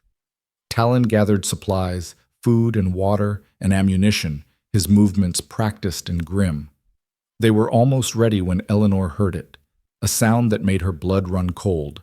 Horses again, many horses coming fast from multiple directions. Talon? She said, her voice tight with fear. He was at the window in an instant, looking out, and Eleanor saw his face go hard as stone. Outlaws, The ones who've been raiding the ranches and blaming it on the Apache. They must have been watching, waiting for an opportunity. How many? Too many. He grabbed his rifle, checked the ammunition. Eleanor, listen to me carefully. There's a root cellar under the floorboards in the bedroom. Hide there. Don't come out no matter what you hear. When it's safe, ride Sky to my mother's camp. She'll know what to do. I'm not leaving you. You have to, Talon said urgently. The sound of horses was getting closer. They'll kill me, Eleanor. I know too much about their operation, and I've been trying to expose them. But they might leave alone. You're a white woman. You're innocent in this. Hide, stay quiet, and survive, please. Eleanor wanted to argue, wanted to refuse, but the terror in his eyes stopped her. This wasn't about bravery or standing together. This was about cold tactical reality. Go, Talon said, and there was no time to argue anymore because suddenly the door was being kicked in and men were flooding into the house. Rough men with guns and cruel faces, men who'd clearly come for violence. Eleanor ran for this bedroom as gunfire exploded behind her. She could hear Talon fighting, could hear him taking down at least two of them before they overwhelmed him. She wanted to turn back, wanted to help, but his voice in her head kept saying, "Survive, survive, survive." She found the root cellar entrance, pulled up the floorboards with shaking hands, and dropped down into the darkness below. Above her, she could hear boots pounding, furniture breaking, Talon shouting something defiant before a sickening thud silenced him. Eleanor pressed her hand over her mouth to keep from screaming. Tears streamed down her face as she listened to the outlaws ransacking the house above her. "Where's the woman?" one of them shouted. "Chet said there was a woman." "Probably ran when she heard us coming," another voice answered. "Don't matter, we got what we came for. Tie him up and let's move." "What about the house?" "Burn it. Send a message to any other Indians thinking about settling on white land." "No, no, no, no." Eleanor's mind raced. They were going to burn the house with her in it. She'd suffocate in the smoke or burn alive, and they'd never even know she was here. She heard them dragging Talon out, heard his body thump against the steps. Heard one of them laugh about how the Apache translator wouldn't be translating anymore. Heard them splashing something, oil probably, around the room above her. Then she smelled smoke. Eleanor's survival instinct kicked in. She couldn't stay here. She had to get out, had to find help, had to save Talon before they killed him. She pushed up on the floorboards carefully, listening. The smoke was already thick, flames spreading fast across the oil-soaked floor. Through the haze, she could see the outlaws had left. She could hear horses outside, riding away. Eleanor climbed out of the cellar, coughing, her eyes streaming. The house was going up fast, flames eating through the dry wood like it was kindling. She had seconds, maybe, before the whole structure collapsed. She grabbed her canvas bag from where she'd dropped it, grabbed Talon's rifle that had been knocked under the table, and ran for the door. Outside, the air was clear but tainted with smoke. Eleanor gasped it in, looking around desperately. The outlaws were riding east toward the desert. She could see them clearly, 8 men on horseback, and one horse in the middle carrying a body tied across its back. Talon. Eleanor's hands shook as she ran to the corral where Sky waited, already nervous from the smoke and noise. She managed to get a saddle on the horse, barely, her fingers fumbling with straps and buckles, and pulled herself into the saddle. Behind her, the house collapsed in on itself with a roar of flames and sparks. Everything Talon had built, everything they'd started to build together, gone in minutes. But Eleanor didn't look back. She kicked Sky into a gallop and rode after the outlaws, after her husband, into the darkening desert. She had no plan, no weapons except the rifle she barely knew how to use, no backup, no help, no realistic hope of success. But she'd meant what she'd told Talon. They were in this together now, and she wasn't about to let him die alone in the desert while she hid like a coward. So Eleanor rode, pushing Sky hard, following the dust cloud the outlaws had left behind. The sun was setting, painting the sky blood red, and somewhere ahead of her the man she'd chosen to build a life with was riding toward his execution.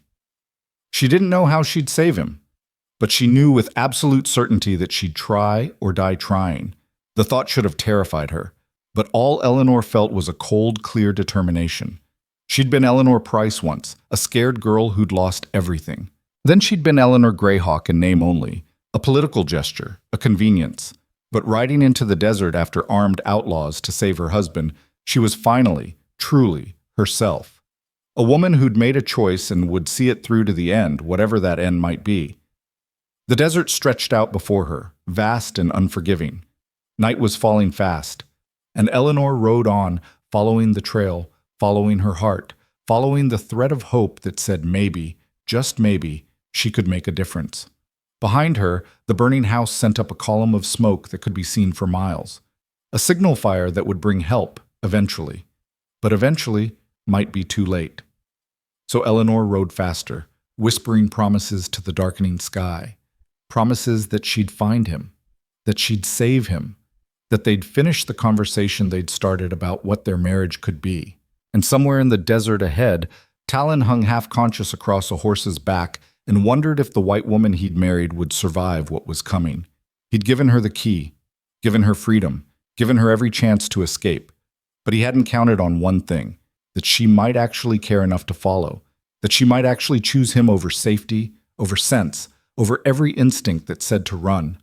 The outlaws rode on, confident in their victory, unaware that behind them came a 19-year-old woman with terror in her heart and steel in her spine.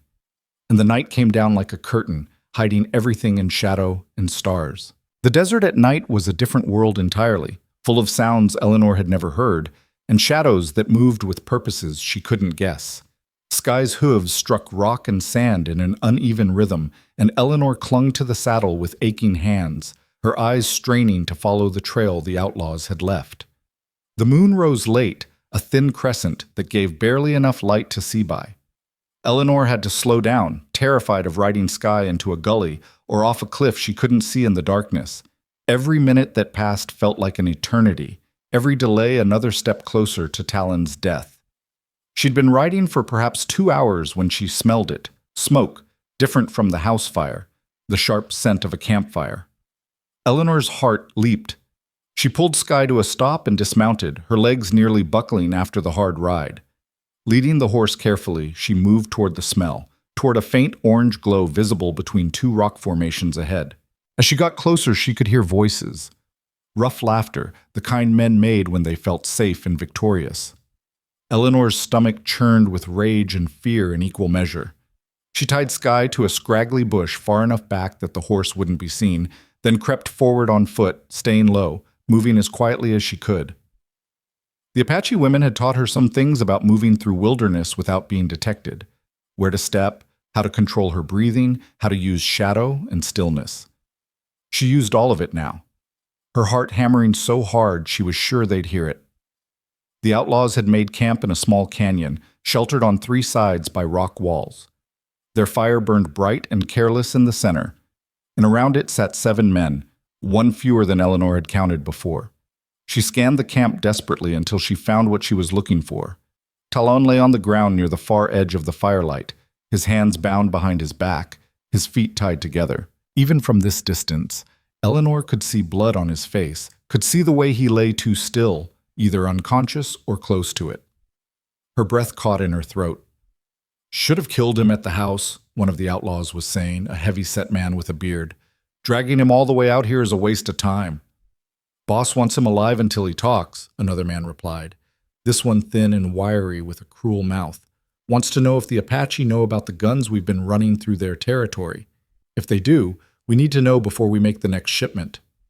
"He won't talk," a third man said. "Apaches don't break easy, and this one's got white man education on top of Apache stubbornness. We could torture him all night and get nothing." The thin man grinned. "Then we torture him all night anyway. Chet wants him to suffer before he dies. Something about disrespecting his authority in front of the men." Eleanor's hands clenched into fists. These men weren't just outlaws. They were gun runners, using Apache raids as cover for their illegal operations. They'd framed Talon's people, stirred up hatred between the ranchers and the Apache, all to protect their criminal enterprise. And now they were going to torture and kill the one man who'd been trying to expose them. Not if she could help it. But what could she do? She was one woman with a rifle she barely knew how to shoot, facing 7 armed men who killed for a living. Charging in would just get her killed alongside Talon. She needed a plan, needed an advantage. needed something they wouldn't expect. She needed help. Eleanor backed away from the camp carefully, her mind racing. The Apache. Goyathle and his warriors had been nearby earlier. If she could find them, if she could convince them to help, they'd have a chance. But how would she find them in the dark? How would she communicate? How would she convince them to trust her, a white woman, when they'd made it clear they barely tolerated her existence? She was heading back toward Sky when she heard the sound. A soft whistle, barely audible, coming from the rocks to her left. Eleanor froze, her heart in her throat. The whistle came again, followed by a low voice speaking in Apache. Eleanor's eyes had adjusted to the darkness enough to make out a figure standing in the shadow of a boulder, tall, armed, watching her. "I don't understand," Eleanor whispered in English, then tried one of the few Apache phrases she knew. Friend. Talon, friend." The figure stepped forward slightly, and moonlight caught his face. Goyathle. The young warrior was here, and he wasn't alone. Eleanor could see other shapes in the darkness now, at least 6 or 7 more warriors positioned around the canyon. They'd been following Talon or following the outlaws. Eleanor wasn't sure which, but they were here. Goyathle spoke again in Apache, his tone questioning. Eleanor gestured desperately toward the camp, toward where Talon lay bound. She pointed to the outlaws, made a slashing motion across her throat, tried to communicate danger, urgency, death. Then she remembered something Kaya had taught her, the Apache word for help. "Inda," she said, the word feeling clumsy in her mouth. Then she added the word for husband, Shikai, and put it together as best she could. "Shikai, help, please." Goyathle studied her for a long moment, his expression unreadable in the darkness. Then he made a gesture and melted back into the shadows. For a terrible second, Eleanor thought he was leaving, abandoning her and Talon to their fate. But then she felt a hand on her shoulder, gentle but firm. She turned to find an older warrior beside her, one she recognized from Nalin's camp. He gestured for her to follow, and they moved together through the darkness to where the other Apache had gathered. One of them spoke some English, enough to translate haltingly. His name was Cochise, named after the great chief, and his eyes were sharp with intelligence. "Goyathle asked why we help," Cochise said quietly. "These men, they are white problem. Why Apache die for Talon, who lives like white man?" Eleanor looked at Goyathle, meeting his eyes directly. "Because Talon is trying to protect your people. These men are gun runners. They steal cattle and blame the Apache. They want war between your people and the ranchers so nobody looks at them. If Talon dies, the truth dies with him. Your people will be hunted for crimes they didn't commit." Cochise translated. Goyathle's expression shifted, anger flickering across his face. He responded sharply. "He says he knows about the gun runners," Cochise translated. "Says Talon has been trying to prove this for months." "But how do you know? Why do you care?" "Because Talon is my husband," Eleanor said simply. "And what hurts him hurts me. What hurts your people hurts me. I chose this. I chose all of it." When Cochise translated, several of the warriors exchanged glances. Goyathle spoke again, longer this time, his tone less hostile. "He says you are either very brave or very stupid," Cochise said, and there might have been the faintest hint of amusement in his voice. "He says you stood between guns today to protect Apache and white alike. He says you work with Apache women even though it hurts your soft hands. He says maybe you are worthy of Talon after all." He paused. "He asks, what is your plan?" Eleanor's mind raced. She had no real military experience, no tactical training, but she had something else. She had rage and desperation and the absolute certainty that she would not let these men kill her husband. "They think they're safe," she said slowly. "They think nobody knows where they are. We use that. Some of you create a distraction, make them think they're being attacked from one direction. While they're focused on that, the rest of us free Talon and get him out." Cochise translated. Goyathle listened, then shook his head and spoke rapidly. "He says you will stay here," Cochise translated. "Safe. Warriors will handle this." "No," Eleanor said firmly. "Those men saw me at the house. If I show myself, It'll confuse them.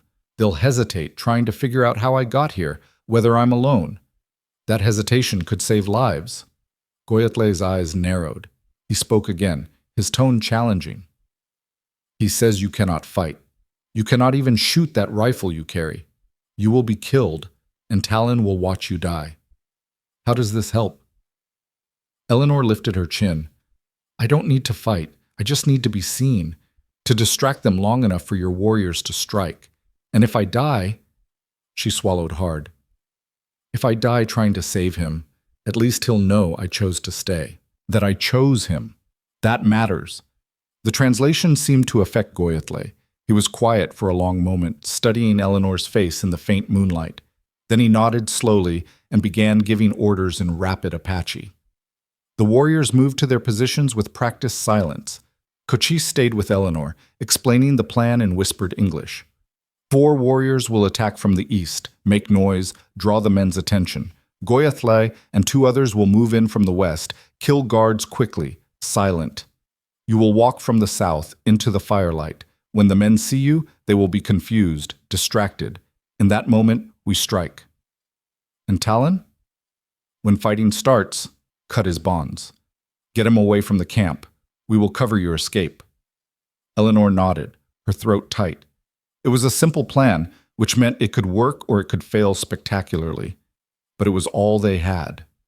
Cochise squeezed her shoulder once, then disappeared into the darkness to take his position. Eleanor was left alone, crouched behind a boulder, counting her heartbeats and trying to steady her breathing. She thought about the carved box back in her canvas bag, about the letter inside it, about Talon's words. You are not my prisoner. You are a woman who deserves the dignity of choice. She'd made her choice. Now she had to see it through. The signal came as a bird call, so perfect that Eleanor almost missed it. Then chaos erupted on the eastern side of the canyon. War cries split the night, gunfire exploded, and the outlaws scrambled to their feet, grabbing weapons, shouting orders. Eleanor took a deep breath and stepped out from behind the boulder. She walked toward the firelight slowly, deliberately, making herself visible. The rifle was in her hands but pointed down. She wasn't trying to threaten, just trying to be seen. One of the outlaws saw her first. What the hell? It's the woman! How did she— Shoot her! Someone yelled. But they hesitated, just as Eleanor had predicted. Confused by her presence, trying to figure out if she was alone or if this was a trap. That hesitation cost them everything. Goyatle and his warriors struck from the shadows like ghosts. Silent and deadly, they took down 3 outlaws before the others even realized they were under attack from multiple sides. Gunfire lit up the night, bullets ricocheting off rock, men screaming. Eleanor ran toward Talon, dropping to her knees beside him. His eyes were open now, wide with shock and pain, and something that might have been fear. Eleanor, he gasped. What are you? You need to run. You need to— Shut up, she said, her hands fumbling with the ropes binding his wrists. They were tied tight, and her fingers were shaking so badly she could barely work the knots. I'm getting you out of here. A bullet struck the ground inches from her leg, kicking up dirt. Eleanor flinched but kept working the ropes. Around them, the battle raged.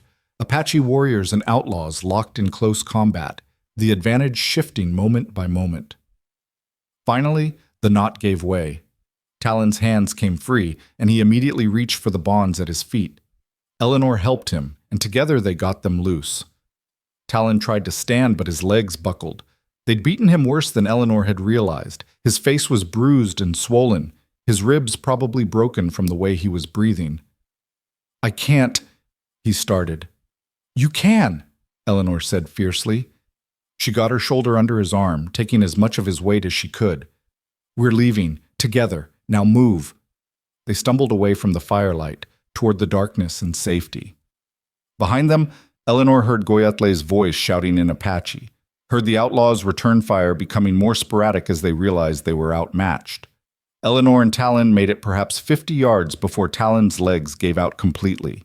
They went down together in a tangle of limbs, and Talon coughed, a wet, painful sound that terrified Eleanor.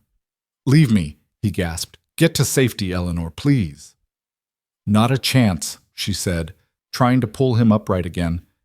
I didn't ride through the desert at night and walk into a camp of murderers just to leave you now. You're stuck with me, Greyhawk. Deal with it. Despite everything, the pain, the danger, the chaos, Talon laughed. It turned into another cough, but his eyes, when he looked at her, were warm with something that made Eleanor's chest ache. "Stubborn woman," he managed. "You married me," Eleanor pointed out. "Your own fault." Footsteps approached, and Eleanor's hand went to the rifle she'd dropped. But it was Goyatli, appearing out of the darkness with two other warriors. They took in the situation at a glance. Goyatli spoke in Apache, gesturing.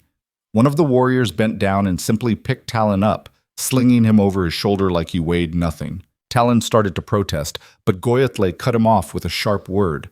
Cochise appeared at Eleanor's elbow. "The fight is over. 4 outlaws dead, 3 escaped into the desert. We will hunt them tomorrow. Now we must go. More white men may come." Eleanor nodded, too exhausted and overwhelmed to do more than follow as they moved through the darkness. They'd done it. Somehow, impossibly, they'd actually done it. Talon was alive. They were alive. The reality of it hit her all at once, and her legs went weak. Cochise caught her arm, steadying her. "You did well," he said quietly, "for a white woman who cannot shoot." Eleanor almost laughed, almost cried, did both a little bit. They reached where the horses waited. Sky was there, along with the Apache warriors' mounts and several horses the outlaws would no longer need. Goyatli helped load Talon onto Sky, then gestured for Eleanor to mount behind him. She did, wrapping her arms around Talon's waist, feeling him sag back against her. He was warm and solid and alive, and that was all that mattered. They rode through the night, a strange procession of Apache warriors and one battered translator and one white woman who'd crossed every line she'd been raised to respect. Eleanor held tight to Talon and watched the stars wheel overhead and tried to process everything that had happened. She'd killed no one, had barely even raised her rifle. But she'd been part of a raid, had helped free a prisoner, had worked with Apache warriors against white men. There would be consequences for that, she knew. Legal consequences, social consequences.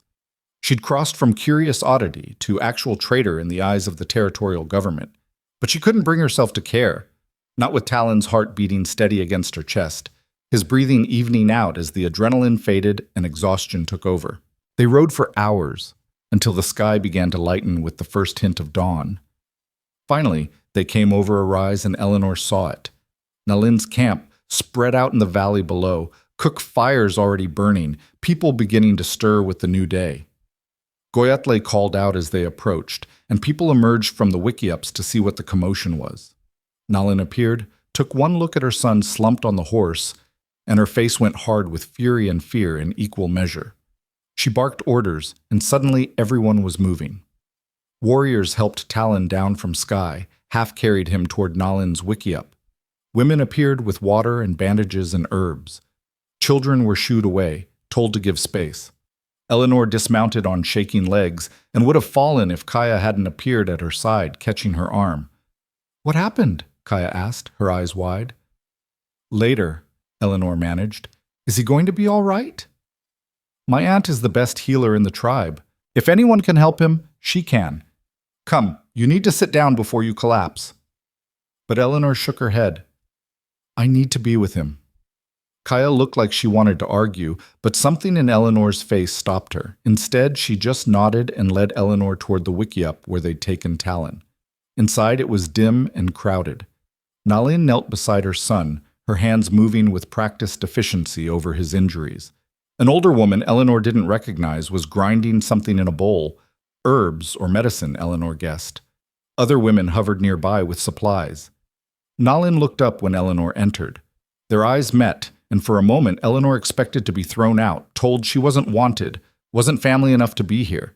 Instead, Nalin gestured to the space beside her. "Sit," she said in heavily accented English. "Hold his hand. He will want to know you are here."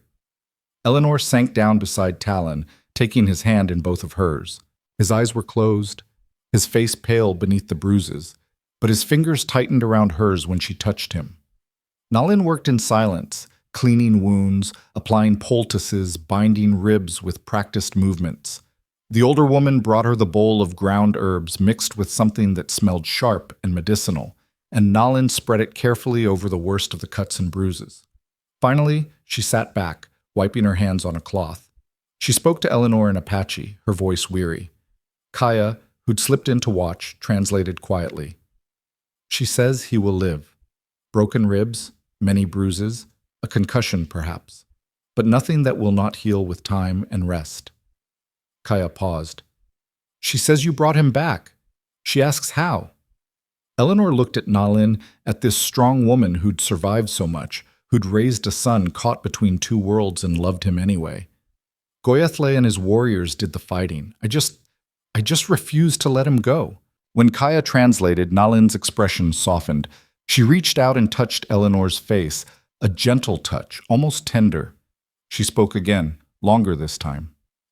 She says you are braver than you look, Kaya translated, and there was wonder in her voice. She says you rode into danger for her son when you could have run to safety. She says you worked with Apache warriors against white men, even knowing what that will cost you. She says, Kaya's voice caught. She says you are truly Apache now, in the ways that matter. She says you are her daughter, if you wish to be. Eleanor's eyes filled with tears. She looked at Nalin, at the acceptance in her weathered face, and felt something break open in her chest, all the fear and loneliness and desperation of the past months pouring out at once. Tell her yes, Eleanor whispered. Tell her I would be honored. Nalin pulled Eleanor into her arms, holding her like she was precious, like she was family. And Eleanor, who'd lost her own parents, who'd been alone and scared for so long, finally let herself break down and cry against this stranger's shoulder who wasn't a stranger anymore. Behind them, Talon's eyes flickered open. Through the haze of pain and medicine, he saw Eleanor in his mother's arms, saw the way Nalin was holding her with fierce protective love. Saw Goyathle standing in the doorway with respect in his eyes instead of suspicion. Something had changed, something fundamental and important. And as consciousness slipped away again, Talon's last thought was that maybe, just maybe, the impossible was becoming possible after all. Outside the wickiup, the sun rose over the Apache camp, painting the world in shades of gold and copper. The night's violence was over. The immediate danger had passed, but Eleanor knew, even as she let Nalin comfort her, even as she felt the acceptance of the Apache women gathering around them, that this was far from finished. The outlaws who'd escaped would report back to whoever ran their operation. The territorial authorities would hear about an Apache raid, about a white woman fighting alongside warriors against white men. Chet and his ranchers would use it as evidence that the Apache couldn't be trusted, that stronger measures were needed. War was coming. Eleanor could feel it in the air, could see it in the grim faces of the warriors, could hear it in the worried whispers of the women. But for now, in this moment, Talon was alive. Eleanor was accepted, and they had each other and the support of people who'd chosen to stand with them. It would have to be enough. Later, when Talon woke properly, Eleanor was still there beside him. Her head had dropped onto her folded arms beside his pallet, exhaustion finally claiming her. Talon looked at her. At the dirt on her face, the tears dried on her cheeks, the raw determination even in sleep. She'd come for him. This woman who'd had every reason to use the key he'd given her, to take the money and disappear into a new life far from all this chaos. She'd ridden into the desert alone, faced armed killers, worked with Apache warriors she barely knew, all to save him. And in doing so, she'd answered the question he'd been too afraid to ask. This marriage wasn't just politics anymore. It wasn't just survival. It was real. Talon reached out with his good hand and gently touched Eleanor's hair. She stirred, lifting her head, her eyes meeting his. "You're awake," she said, relief flooding her voice. "Thanks to you," Talon said. His voice was rough, painful. "Eleanor, what you did was what any wife would do," she interrupted. "No," Talon said firmly. "It was what someone extraordinary would do. What someone brave and loyal and far better than I deserve would do." Eleanor's eyes filled with tears again. Don't say that. You gave me a choice, Talon, a real choice, when no one else ever had. You gave me freedom and respect and a place in a world I didn't understand. You made me part of something bigger than myself. I didn't save you out of obligation. I saved you because She stopped, the words catching in her throat. "Because you what?" Talon asked gently. Eleanor took a shaking breath. Because I love you. I don't know when it happened. Maybe somewhere between the Apache camp and learning your language and watching you try so hard to protect everyone. But it's true. I love you, and I wasn't going to let you die without knowing it. Talon's eyes shone with emotion. He pulled her down carefully, mindful of his injuries, until her forehead rested against his. Eleanor Price Greyhawk, he said softly. You are the most terrifying, wonderful woman I've ever known. Is that a yes? Eleanor asked, a smile breaking through the tears. That's a yes, Talon confirmed. I love you too. Have for a while now, though I tried not to because it seemed impossibly complicated. Everything about us is impossibly complicated, Eleanor pointed out. True, Talon agreed, but somehow that makes it perfect. They stayed like that, forehead to forehead, breathing together, while around them the Apache camp came fully awake and the new day began. Whatever came next, war or peace, acceptance or rejection, life or death, they'd face it together. And that, Eleanor thought, was worth every risk she'd taken to get here. The peace that followed the rescue lasted exactly 3 days. Talon spent those days healing in his mother's camp, his ribs slowly knitting back together, the swelling in his face gradually receding. Eleanor stayed by his side, learning more about Apache medicine from Nalin and the other healers, her hands finally becoming useful instead of just willing. She ground herbs, prepared poultices, fetched water, and somewhere in those quiet tasks found a rhythm that felt like belonging. But on the morning of the 4th day, riders appeared on the eastern ridge. Soldiers, a full company of them, led by a territorial marshal Eleanor recognized from Tucson. They came armed and ready, their intentions clear before they'd spoken a single word. The Apache camp mobilized instantly. Warriors grabbed weapons, women hurried children into the wickiups, and Goyathle positioned his men in defensive formations that spoke of too much practice at this particular dance. Eleanor's stomach dropped. This was it. The consequence she'd known was coming.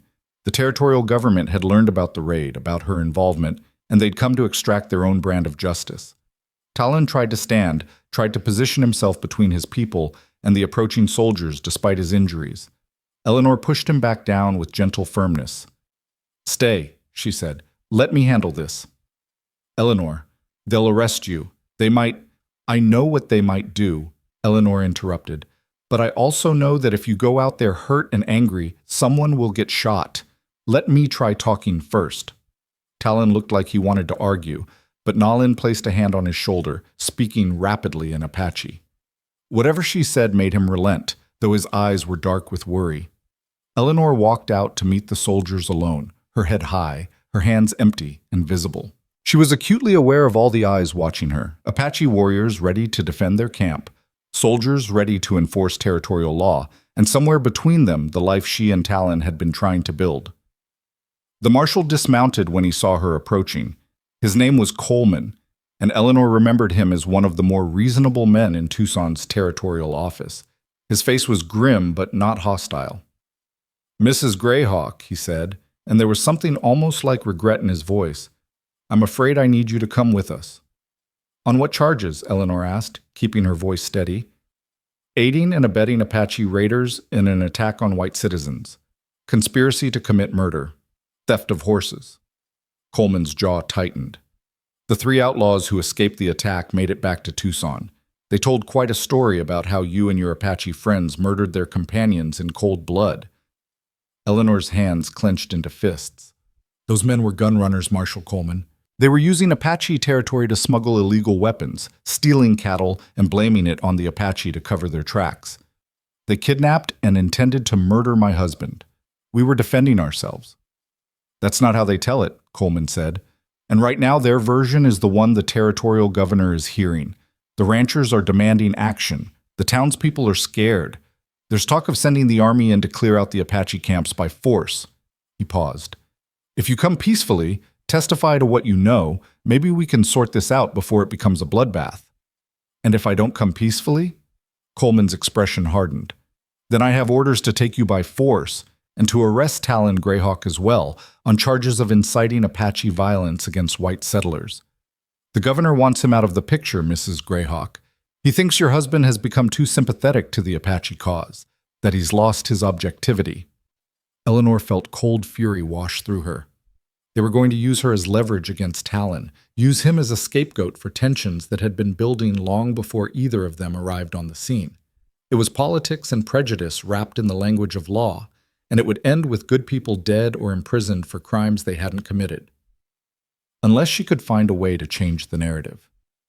"I'll come with you," Eleanor said quietly. "But on one condition." Coleman's eyebrows rose. "You're not really in a position to make conditions." "Maybe not, but hear me out anyway."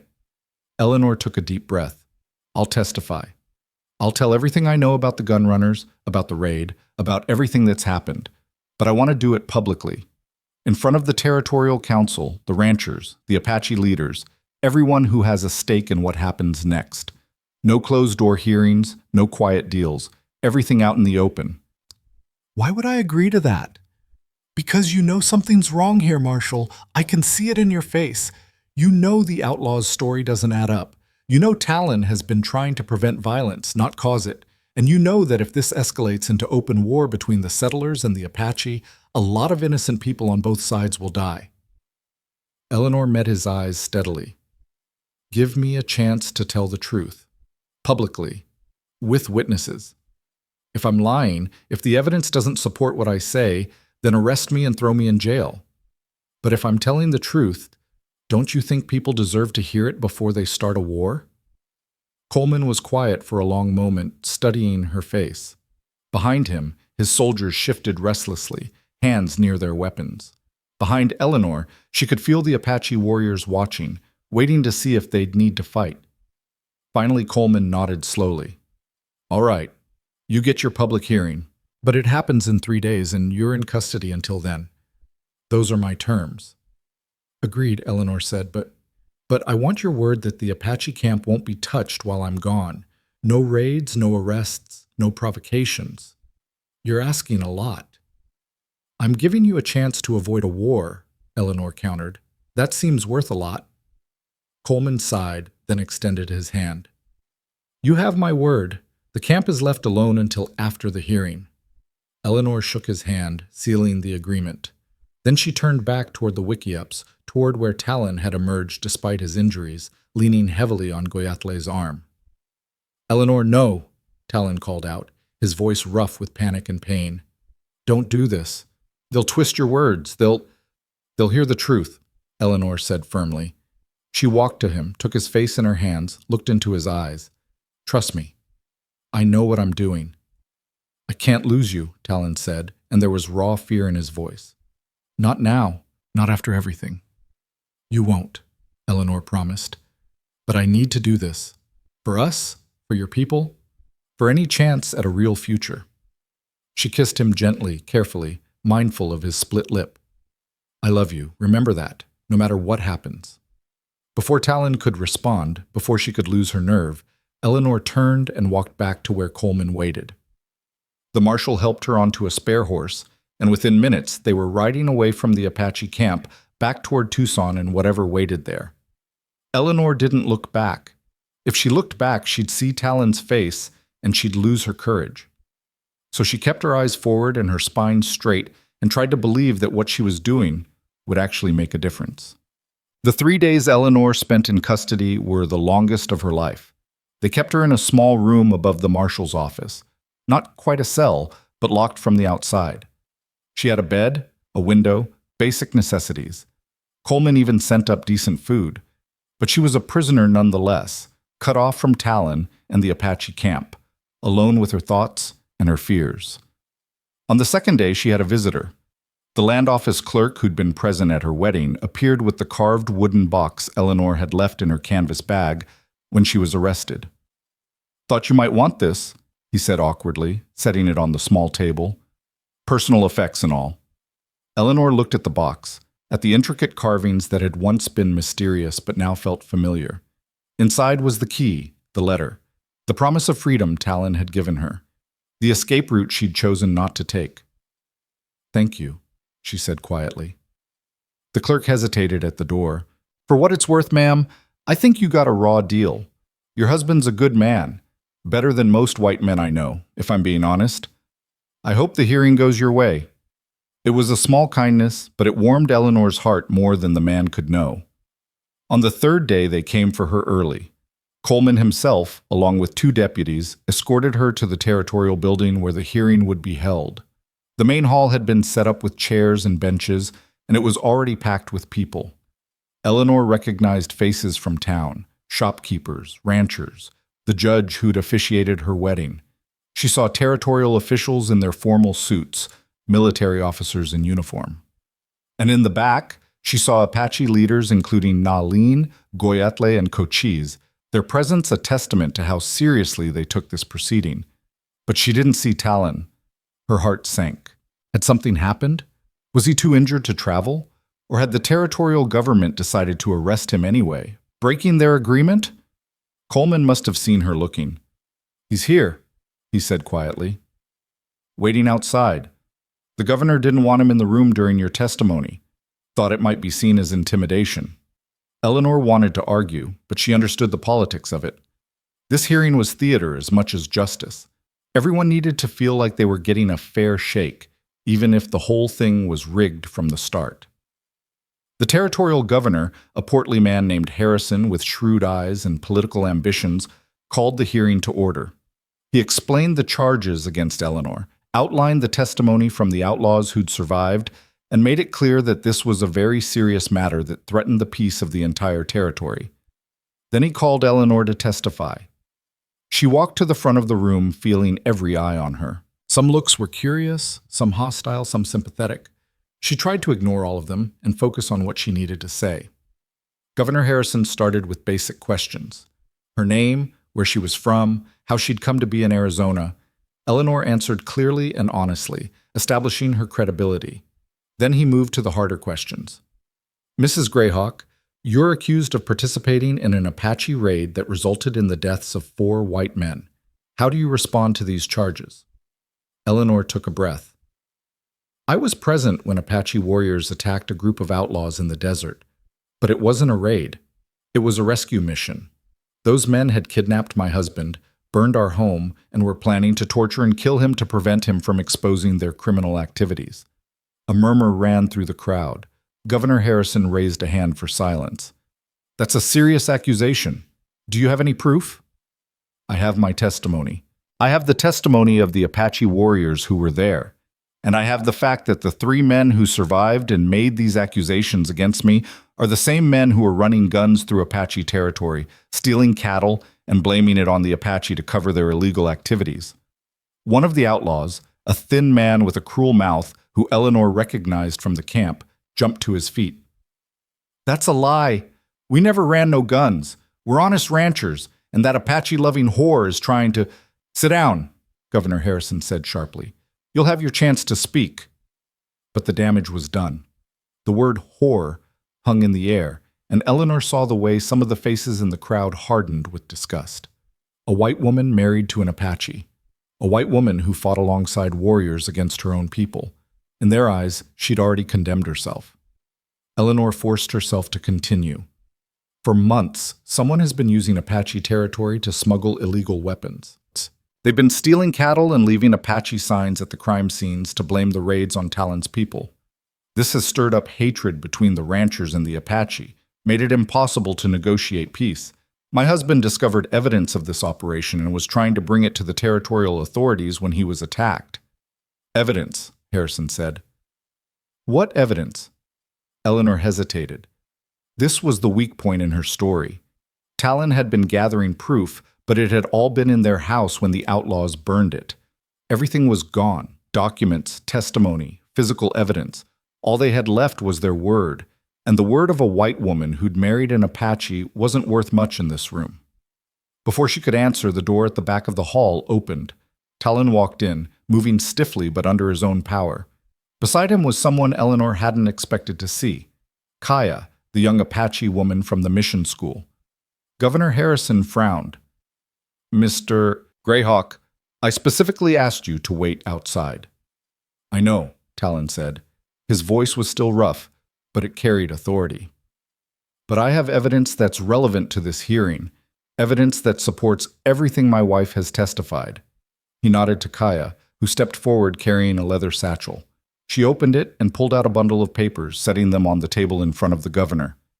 Before the outlaws burned our house, Talon explained, I had hidden copies of my investigation in my mother's camp, shipping manifests showing illegal weapon sales, testimony from Apache scouts who witnessed the gun running, even a letter from one of the outlaws to their supplier, detailing their operations. Eleanor's heart leaped. He'd had backup copies. Of course he had. Talon was too careful, too thorough to rely on a single set of documents. Governor Harrison picked up the papers, examining them with growing interest. His expression shifted from skeptical to thoughtful to deeply troubled. These are quite detailed, he said slowly. If authentic, they paint a very different picture than what we've been led to believe. They're authentic, Talon said, and I can provide witnesses who will corroborate everything in those documents. Apache witnesses, yes, but also Mexican traders who've seen the gun shipments, and even a few white ranchers who've had their doubts about the story being told. The thin outlaw jumped up again. He's lying. Those papers are forgeries. You can't trust anything an Indian says. But Governor Harrison was still reading, his frown deepening. Finally, he looked up at the outlaws. These documents include details about your operations that couldn't possibly have been forged. Shipment routes, contact names, even the serial numbers of specific weapons. His eyes went cold. I think we need to have a much longer conversation, gentlemen. Marshal Coleman, please place these 3 men under arrest pending a full investigation. The room erupted. The outlaws tried to run but were quickly subdued by Coleman's deputies. The ranchers were shouting questions, demanding explanations. The Apache leaders watched with satisfaction, vindication written on their faces. Eleanor felt her knees go weak with relief. Talon had done it. He'd proven the truth, exposed the real criminals, given them all a chance at actual justice. Harrison banged his gavel, calling for order. When the room finally quieted, he turned to Eleanor. Mrs. Greyhawk, in light of this new evidence, I'm dismissing all charges against you. It's clear you were acting in defense of your husband against criminals, not participating in an unprovoked attack. He paused. I apologize for the territory's treatment of you. You've been poorly served by our justice system. Eleanor nodded, not trusting herself to speak. The relief was too overwhelming, the fear she'd been carrying for days finally releasing its grip on her chest. But Harrison wasn't finished. He turned to address the room at large. It's also clear that we've been operating on false information regarding the Apache people. We've allowed criminals to manipulate our fear and prejudice, to turn neighbor against neighbor for their own profit. That ends today. He looked at the Apache leaders. I propose a formal peace negotiation. Real talks, in good faith, with the goal of establishing fair boundaries and mutual respect. The Apache will be guaranteed their traditional lands in the mountains. The settlers will have protected territory for ranching and farming, and will work together to root out the criminals who've been exploiting both our peoples. Nalin stood, speaking in Apache. Talon translated for the room. My mother says the Apache people have heard promises before. Many promises, most of them broken. She asks why this time should be different. Harrison met Nalin's eyes directly. Because this time, we have someone who can bridge both worlds, someone both sides can trust. He looked at Talon. Mr. Greyhawk, I'm offering you an official position as territorial liaison to the Apache nations.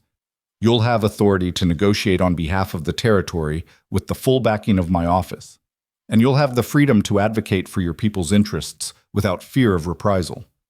The room went silent. This was unprecedented, giving an Apache man real political power, real authority in territorial affairs. Eleanor could see the shock on faces throughout the hall. Talon looked at his mother. They had a silent conversation, the kind only family can have with just a glance. Finally, Nalin nodded. I accept, Talon said, on the condition that my wife works alongside me. She's proven she can stand between two worlds, can speak hard truths to both sides. The Apache trust her now. If we're really going to build lasting peace, it needs voices like hers. Eleanor's eyes widened. She hadn't expected this, hadn't prepared for it. But looking at the faces in the room, Apache and white, rancher and warrior, all watching to see what would happen next, she realized this was exactly what was needed. Someone who belonged to neither side completely, which meant she could belong to both. I accept as well, she said, her voice steady and clear. Harrison smiled. Then we have an agreement. Ladies and gentlemen, I believe we've just witnessed the beginning of something new for this territory. Something better than what we've had. The room erupted again, but this time with conversation instead of chaos. People were arguing, debating, already starting to work through what this new arrangement might look like. It wasn't universal approval. Eleanor could see plenty of skeptical and hostile faces. But it was a start. Talon made his way through the crowd to Eleanor's side. Despite his injuries, despite the formal setting, he pulled her into his arms and held her like she was the most precious thing in the world. "You did it," he said into her hair. "You crazy, brave, impossible woman. You actually did it." "We did it," Eleanor corrected. "Together." Around them, the formal hearing was dissolving into smaller conversations. Ranchers were cautiously approaching Apache leaders with Cochise translating. Territorial officials were examining Talon's evidence with new eyes. And Governor Harrison was already organizing the first official peace negotiation, to be held in 1 week's time. Eleanor felt Nalin's hand on her shoulder. Talon's mother spoke in Apache, her voice warm with pride. "She says you have honored her son and her people," Kaya translated, appearing at Eleanor's elbow with a smile. "She says you are truly her daughter now, and the Apache will remember what you did here today." Eleanor turned and embraced Nalin, feeling the older woman's strength and acceptance wrap around her like a blessing. When they separated, Eleanor saw tears in Nalin's eyes, tears of relief and hope and the beginning of healing.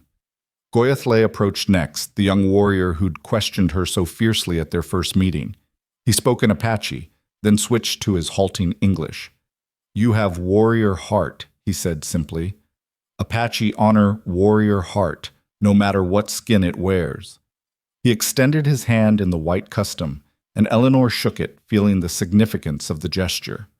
The crowd was beginning to disperse, people heading back to their homes and camps with much to think about. Coleman appeared at Eleanor's side with the carved wooden box. "Thought you'd want this back," he said. "Sorry for the accommodations these past few days." "You were doing your job," Eleanor said, taking the box. "And you kept your word about protecting the Apache camp. That meant more than you know." Coleman nodded and moved off. Eleanor looked down at the box, at the symbol of freedom it represented. She'd been carrying it as insurance, as a reminder that she always had a choice, but she didn't need it anymore. "Come with me," she said to Talon, taking his hand.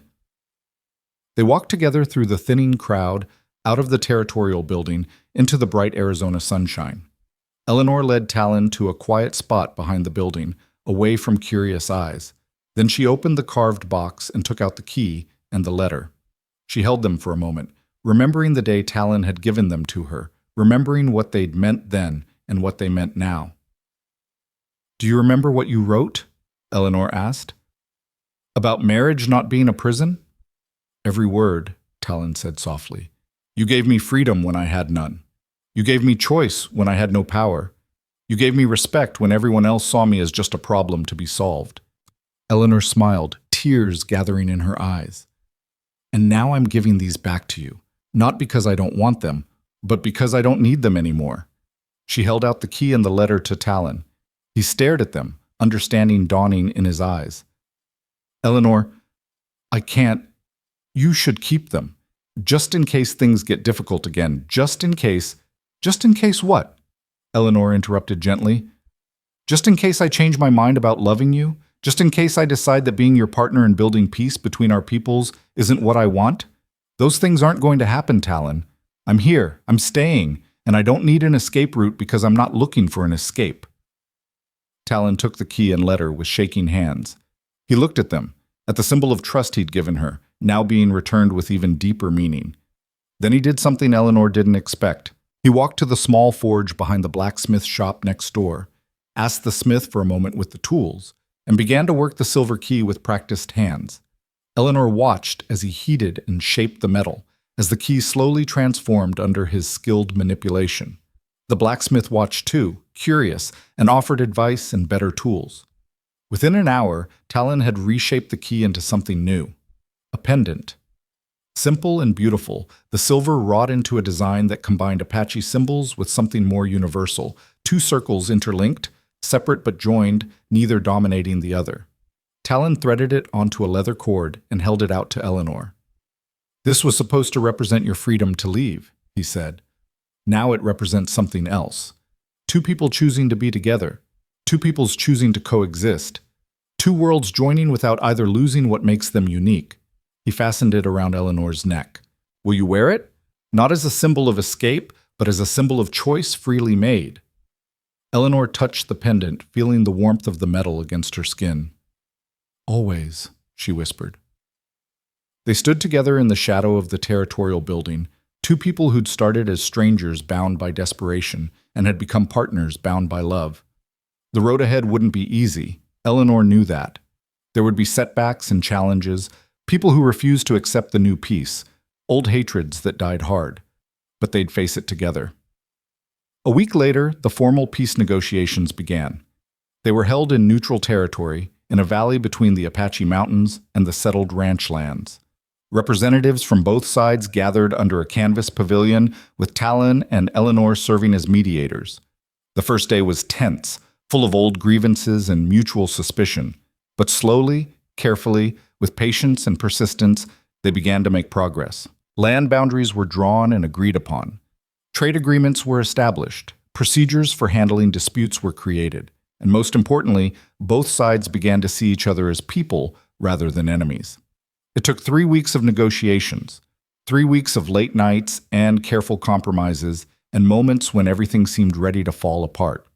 But in the end, they had something unprecedented, a formal treaty that both sides actually believed in. The signing ceremony was held on a bright morning in early autumn. Apache elders and territorial officials gathered together, their signatures marking a new chapter in the region's history. Nalin signed for her band, her hand steady, her eyes fierce with hope. Governor Harrison signed for the territory, and for once his political calculation aligned with doing what was right. And at the bottom of the treaty, in a section acknowledging the mediators who'd made it possible, 2 signatures appeared side by side. Talon Greyhawk and Eleanor Greyhawk. Equal partners, equal voices. 2 people who'd found each other in the most unlikely of circumstances and had used that connection to build something bigger than themselves. After the ceremony, there was a celebration, a strange mixing of Apache and white traditions, with food and music and speeches from both sides. Eleanor stood with Talon, watching people mingle who'd been enemies just months before, and felt something like wonder at what they'd accomplished. "It won't last forever," Talon said quietly, reading her thoughts. "Treaties can be broken. People can forget their promises." "I know," Eleanor said, "but for today, for right now, we have peace. That's worth celebrating." "We have more than peace," Talon corrected, turning to face her fully. "We have each other. We have family. We have purpose and hope, and a future we're building together." He took her hands. "Eleanor, when I married you, I thought I was making a political gesture. I thought I was doing my duty to help my people." "And now?" Eleanor asked, even though she knew the answer. "Now I know I was being given the greatest gift of my life. I just wasn't smart enough to recognize it at first." Talon smiled, that rare, full smile that transformed his whole face. "Marry me again. Not as a political arrangement, not as a treaty between peoples, just as 2 people who love each other and want to build a life together. Marry me because we choose each other, freely and completely." Eleanor felt tears spring to her eyes. "We're already married." "I know, but I want to do it right this time. I want to stand before both our peoples, Apache and white, my family and yours, and tell them all that you're my partner, my love, my choice. I want to erase any question about what we are to each other." Eleanor looked at this man who'd given her freedom and respect and a place to belong. This man who'd stood with her through violence and fear and political machinations. This man who'd shaped a key into a pendant to symbolize chosen love rather than forced obligation. "Yes," she said simply. "Yes, I'll marry you again. As many times as you want, in as many ceremonies as you need. Because you're my choice too, Talon, today and always." They kissed there in the midst of the celebration, and around them people cheered, Apache and white together, celebrating not just a treaty, but a union that symbolized everything that treaty represented. The ceremony happened a month later, a blending of traditions that honored both their worlds. Nalin presided over the Apache portion, speaking blessings in her native language. The territorial judge who'd officiated their first wedding returned to handle the legal formalities, this time with warmth instead of irritation. And people from both communities gathered to witness and celebrate. Eleanor wore traditional Apache dress that Nalin and the other women had made for her, intricate beadwork telling the story of a woman who'd crossed between worlds. Talon wore a mixture of both cultures, Apache leggings and moccasins, but also a white man's shirt, symbolizing the bridge he'd always been. When they spoke their vows this time, they weren't reading from a script or going through mechanical motions. They looked at each other and spoke from their hearts.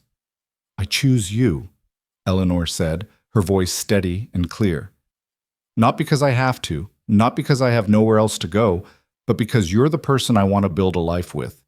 You've shown me what true respect means, what partnership can be. You've given me a place in a world I never knew existed. I love you, Talon Greyhawk, and I'm honored to be your wife." Talon's eyes shone with emotion as he responded. "I choose you, Eleanor. You came into my life as a stranger and became my anchor. You've shown courage that puts warriors to shame. You've built bridges I thought impossible. You've loved me when you had every reason to run. I'm a better man because of you, and I'll spend my life trying to deserve the gift of your love." When they sealed their vows with a kiss, the crowd erupted in celebration. Apache war cries mixed with white cheers, drums began to beat, and someone produced a fiddle. And soon people were dancing together, the barriers between cultures dissolving in the joy of the moment. Eleanor danced with Talon, then with Goyathle, who'd become a friend despite their rocky beginning. She danced with Marshal Coleman, and with Apache warriors, and with white ranchers who'd slowly begun to see past their prejudices. She danced with Kaya and with Nalin, with the women who'd taught her to scrape hides and gather herbs and survive in a harsh land. And through it all, she wore the silver pendant Talon had made for her, the symbol of choice, of love freely given, of two people deciding to face whatever came together. The celebration lasted until late into the night, and when Eleanor and Talon finally slipped away to the small house they'd rebuilt on the site of the old one, they did so as partners in every sense of the word. Not a white woman and an Apache man forced together by circumstance, but two people who'd chosen each other despite every obstacle, every prejudice, every reason to walk away.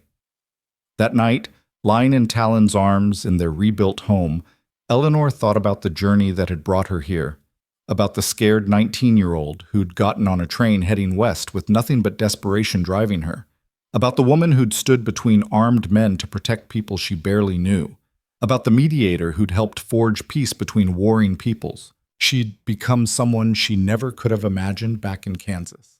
Someone braver, stronger, more complete. "What are you thinking?" Talon asked softly, his fingers tracing patterns on her shoulder. "I'm thinking about gifts," Eleanor said, "about the gift you gave me when you offered me freedom, about how that gift led to all of this." "The silent gift," Talon murmured, "the one that said love must never be a cage." "The one that gave me room to choose you," Eleanor agreed, "and in choosing you, I found myself." They lay together in comfortable silence, listening to the sounds of the desert night. Tomorrow they'd return to their work as territorial liaisons, to the ongoing negotiations and challenges of maintaining peace. Tomorrow they'd face the people who still opposed the treaty, who still saw them as traitors or oddities or threats. But tonight they were just two people who loved each other, who'd built something beautiful out of desperation and fear and impossible circumstances. Outside, the stars wheeled overhead, the same stars that had watched Eleanor arrive in Arizona all those months ago. The same desert that had seemed so foreign and frightening now felt like home. And the man beside her, who'd started as a stranger with a desperate plan, was now the person who knew her better than anyone ever had. They'd silenced the doubters not with words, but with actions. They'd proven that love could cross any divide if both people were brave enough to choose it. They'd shown that marriage could be a partnership of equals, that respect and freedom were foundations for lasting love. And they'd done it all while helping to build peace between peoples who'd been enemies for generations. It wasn't a fairy tale ending. Eleanor knew there would be hard times ahead, knew that prejudice and hatred didn't disappear overnight, knew that maintaining peace would be constant work, but it was a real ending, an honest one, built on choice and courage and the determination to see each other as fully human. Years later, when people would ask Eleanor about her marriage, about how a white woman from Kansas had ended up as the wife of an Apache translator and a key figure in territorial peace negotiations, she would always tell them about the gift, about the carved wooden box and the silver key inside it, about the letter that had promised her freedom when she had none, about the man who'd valued her choice more than his own convenience, and about how that gift, that silent, powerful gift of respected freedom, had given her the space to discover what she really wanted, which turned out to be the man who'd offered her an escape route, the people who'd taught her strength and a life bigger and more meaningful than anything she could have imagined. She would tell them how the key had been transformed into a pendant, how the symbol of escape had become a symbol of chosen commitment. And she would touch that pendant, still worn around her neck decades later, and smile with the knowledge that the best gifts are the ones that set you free to choose love. Talon and Eleanor Greyhawk lived long lives together, their partnership becoming legendary in territorial history.